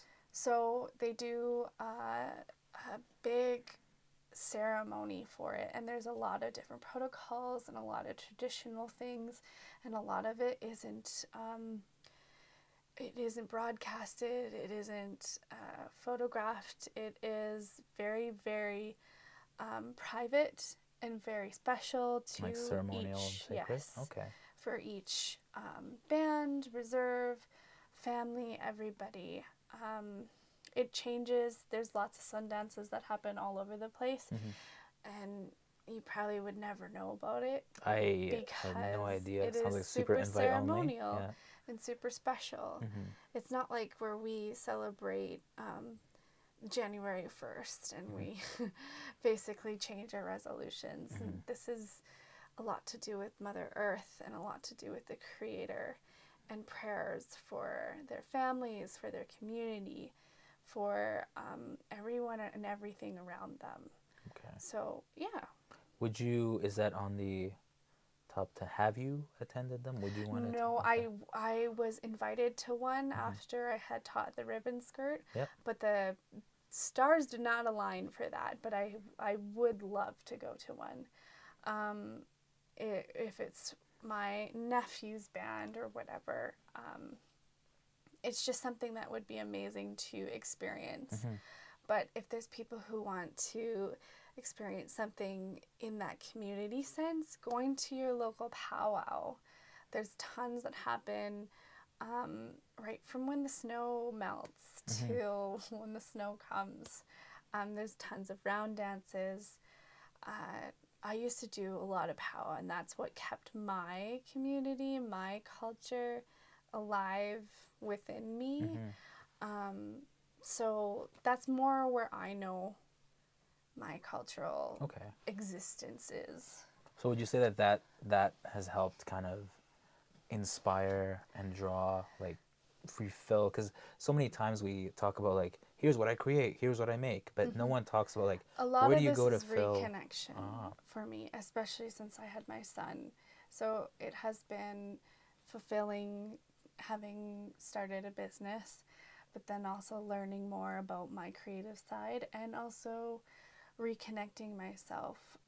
Whether or not I find out more about my history and where I'm really from, more so just feeling like I belong.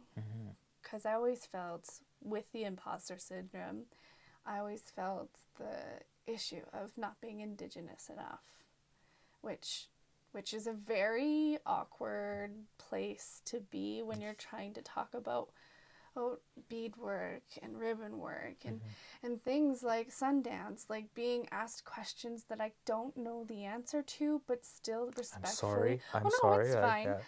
But you see, respectfully talk about it. Okay. And just be just as comfortable as you are to ask the question, to be, I also don't know, and this is why.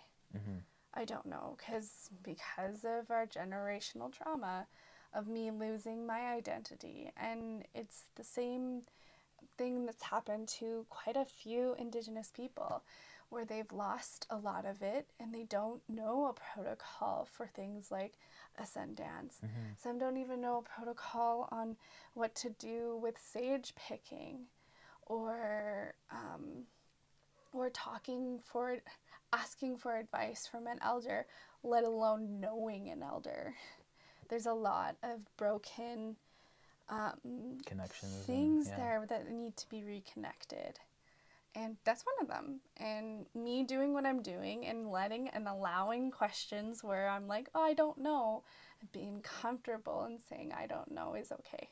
No, and it's pushing things forward. Yeah, it's wonderful. I hope that it kind of shows other people like me, there's probably tons of foster children, tons of people who have been raised by their grandparents, their uncles, their aunts, and they don't know, and they're scared to not know. That's where that Indigenous enough goes. No, that's like, I know I said wonderful, but I meant for the part of being open to ask questions, and definitely not the rest and the latter of that, because that's terrible. But yeah, like, I have to say, like, as someone, like, I wasn't born here, I came here, and I didn't quite learn too much about, like, the Indigenous First Nations kind of culture until later on, when I got into maybe like late high school, early university, and I was shocked and how much I had missed and didn't know and wasn't aware of. But thankfully, like with how my career had kind of proceeded, I did a lot of like kind of news work and everything, which led me to going to kind of is it smut? A smudge or a smudge, sweat? ceremonies, powwows and everything, and that's where I had first kind of experiences, and I was like, my God, this is so This interesting. exists, Yeah, like yeah. what? Well, my best friend's Chilean, and she also, she had to have a discussion with her mom because they didn't know anything about residential schools or anything like that. And they're like, well, why? Like, what does this mean? Like, why is everyone so up in arms? Like, it doesn't make any sense to me. But that's the great thing about right now is that it's stirring the pot. It is making us talk about things. It is allowing people like myself to say, I don't feel like I am Indigenous, but I am. No, 100%. And I must imagine that it's very much an ugly truth that you have to face head on because like history does have moments you're like, wow, we came together and did this, but also has moments of like, Oh no. yeesh, yeah, this is What terrible. were we doing? Yeah. We need to learn from that. 100%. We need to learn from that. 200%. One more time for the people in the back. We No. need to learn from it. Yeah, it's important to just to kind of like because like I said, I had no clue, and like I had to be, but obviously like the more friends I made, the more comfortable I was kind of being here. The more they're like, yeah, this happened and this happened. I'm like, I'll read up more about this. And I was like, oh my gosh, this is terrible. I hate this.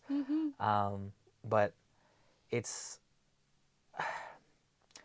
always like saddening to kind of hear that there's this whole you have to like feel indigenous enough or not, because so much of your work, like I can see you love that inspiration. You're very much inspired by what you do, your culture and what Everything, you're my learning life. about it. Yeah. My work is inspired by my life.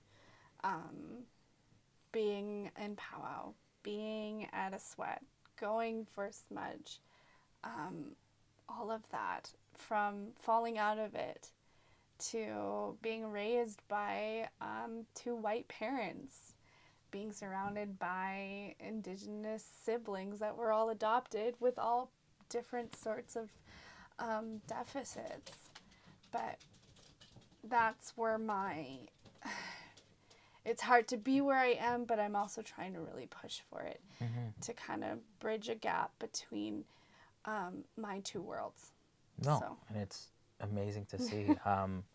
Like I said, all the pieces here. I wish we had all day to go through all of them, because I definitely would. But I love that when I kind of first contacted you, I was like, will you have some pieces for us to shoot? And you're like, I'm selling them like there's no tomorrow. The And I was jean, like, I only have this one. yeah, the hats I still have. It's very because like I raised my price on those, but I'm sticking to the price. yeah, of sticking that. to those. Yeah, no, like that's, and it's fantastic to see, and that your business is growing. You're doing awesome with it. I must imagine, what field and train of thought were you in for the pandemic? Because we've had very interesting discussions where. Oh, I took it head on. Okay. Oh wow. Well, being a someone who sews, a seamstress, I went from being laid off. Well, not laid off. We were told to go home, and we were at home for about a month because we weren't classified as a for all of essential. 2 weeks that we went away for. Yeah. I ended up sewing face masks. Oh, and nice. it was like order after order after order, and it was one of those things where people were like, you sew? Oh yeah, that's right, Marisa sews. Let's ask her if she can order them.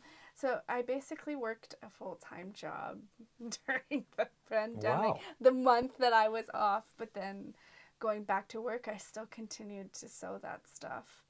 Awesome. When it came to actual designing, I didn't get that break for beadwork and stuff until I was on maternity leave. Okay. And then it kind of pushed me to actually not go back after maternity leave. Which is interesting, because so many folks like wanted to do that and some didn't and some did, and it's like the crazy reality. If the pandemic ever taught me anything, is that I can do this with barely any money. But So I might as well do it now. no, totally. And like I said, I'm always like upset when so many folks have the talent, the initiative, like, and I You're see their scared work, to do it. and it's like you're missing out. This could be so many, like you could create and have so many things, and we That definitely was more me of this. for a Yeah. good 10 years. Oh, but But I always immersed myself in something. Like I quit a high paying job to work minimum wage at a fabric store just so I could get more knowledge on what kind of fabrics I could be sewing. And now I have a vast knowledge of all sorts of things, all sorts of sewing notions, different fabrics, how to treat the fabric, how to manipulate fabric, and all of that had just to do with the material and no actual sewing in there. So, it works out. No, I had a question before I get the vaudeville hook here from Camera Person Rekka. Yeah, I was going to say, so you've told me like signatures, inspirations, and things you want to put into your designs.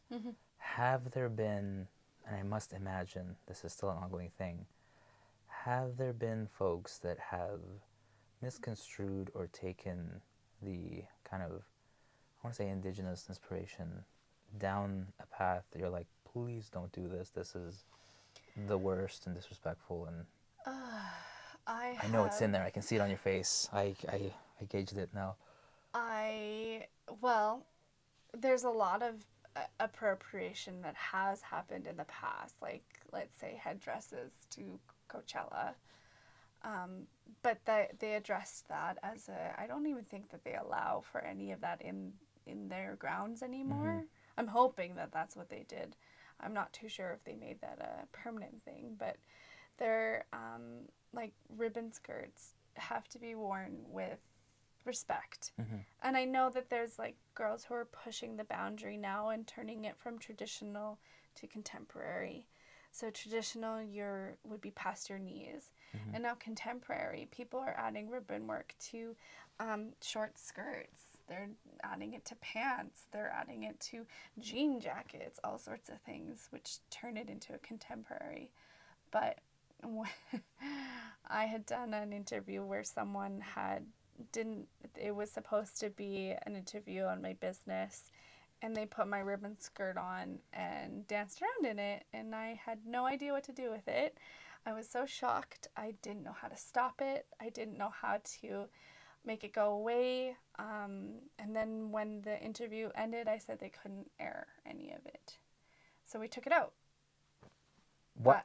But that's it. It's just a respect thing of it should have been asked. The question should have been asked before wearing someone else's work.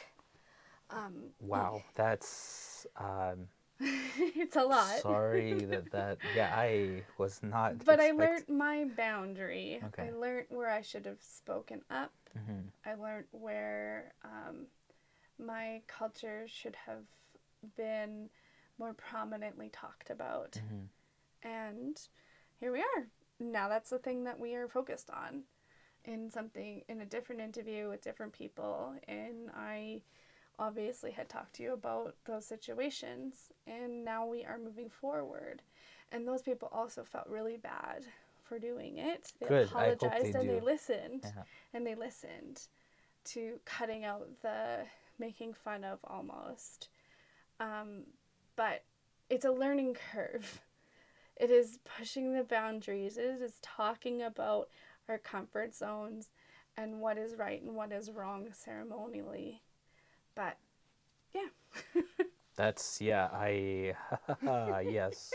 No, that's exactly like it's bizarre. It's like it's the truth, and it's like this is what I wanted, and unfortunately, like too many times I find that everyone's like, it's 2000, insert number here. Things are wonderful, and this never happens anymore. But to hear, It does happen. yeah, It does happen, but the difference about now is it gets addressed faster. I feel like if that was me 15 years ago, I wouldn't have said anything. oh, I probably wouldn't have said no to the footage. I probably would have just let it slide. because that feeling of being Indigenous enough, and then also not knowing a lot about my culture still, and then also being young, I probably would have just let it slide. Oh, But in a generation now, we all speak up. We say, this is making me uncomfortable. This feels awkward. This doesn't feel okay. Is much more prominent than letting it slide. No, I'm thankful that you shared that with us. I was more kind of that was a surprise. I know I'd kind of heard some of that story prior to, and I was like, no, surely not. And then yeah, the more I'm like, this is awful. This is just the worst. But it also makes it, as a filmmaker yourself, it makes you a little bit more aware that those questions matter. That asking if there's something that you don't want on camera, if there's something that you could do that would disrespect you in any way, asking those questions are probably the best thing that you do, and you don't even realize. You just think it's just protocol or it's part of the job. Yeah, I don't think I could even imagine having as soon as you said that, I think I just slowly panned to the camera, super shocked and oh my gosh. Well, it was when he asked the question, I had thanked him because I feel like that's what everybody should do. Every artist should do. Everyone who's coming to get work done from artists. It should just be it should be a safe space, essentially, especially when you're talking about art and culture and history and everything in between.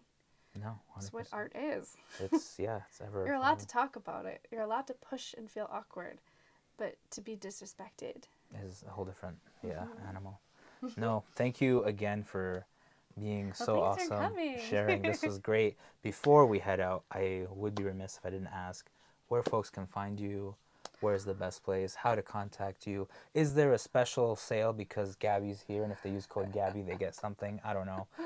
If I had product done, you've seen the pile of denim that is not finished. That's right. Yeah, maybe the last part. Forget about that. We'll edit that out. Yeah, where can folks find you? What are you? I am on Instagram and Facebook. I mainly work with the Instagram handle. It's all under Feathered Away. One word. Yeah, I'm hopefully making a website for this summer. That's why I was taking a break from customs, so I can get myself situated better, and then also get my customs working better so I can take more people in and have more people wearing my hats. There's a lot of people that have been asking, and they're waiting, but I really need to rework the way I proceed with customs so I don't burn myself out. So yeah. No. When you want that, go to my Instagram. I'll be posting when they reopen.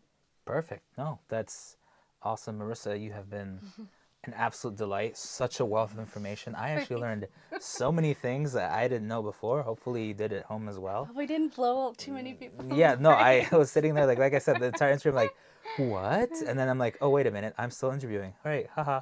I had to come back into it because, yeah, you're fantastic. I know that this won't do anything for the imposter syndrome, but your work is amazing. I hope you keep going because so many of these pieces are just so beautiful, as the folks at home can see. So please, we love to see more of it, but I'm getting the signals to cut everything and move along. So as always, thank you again, Marisa, for joining us. Thanks for coming. This is Gabby from RNG in the 780. Thank you guys thank you folks for tuning in.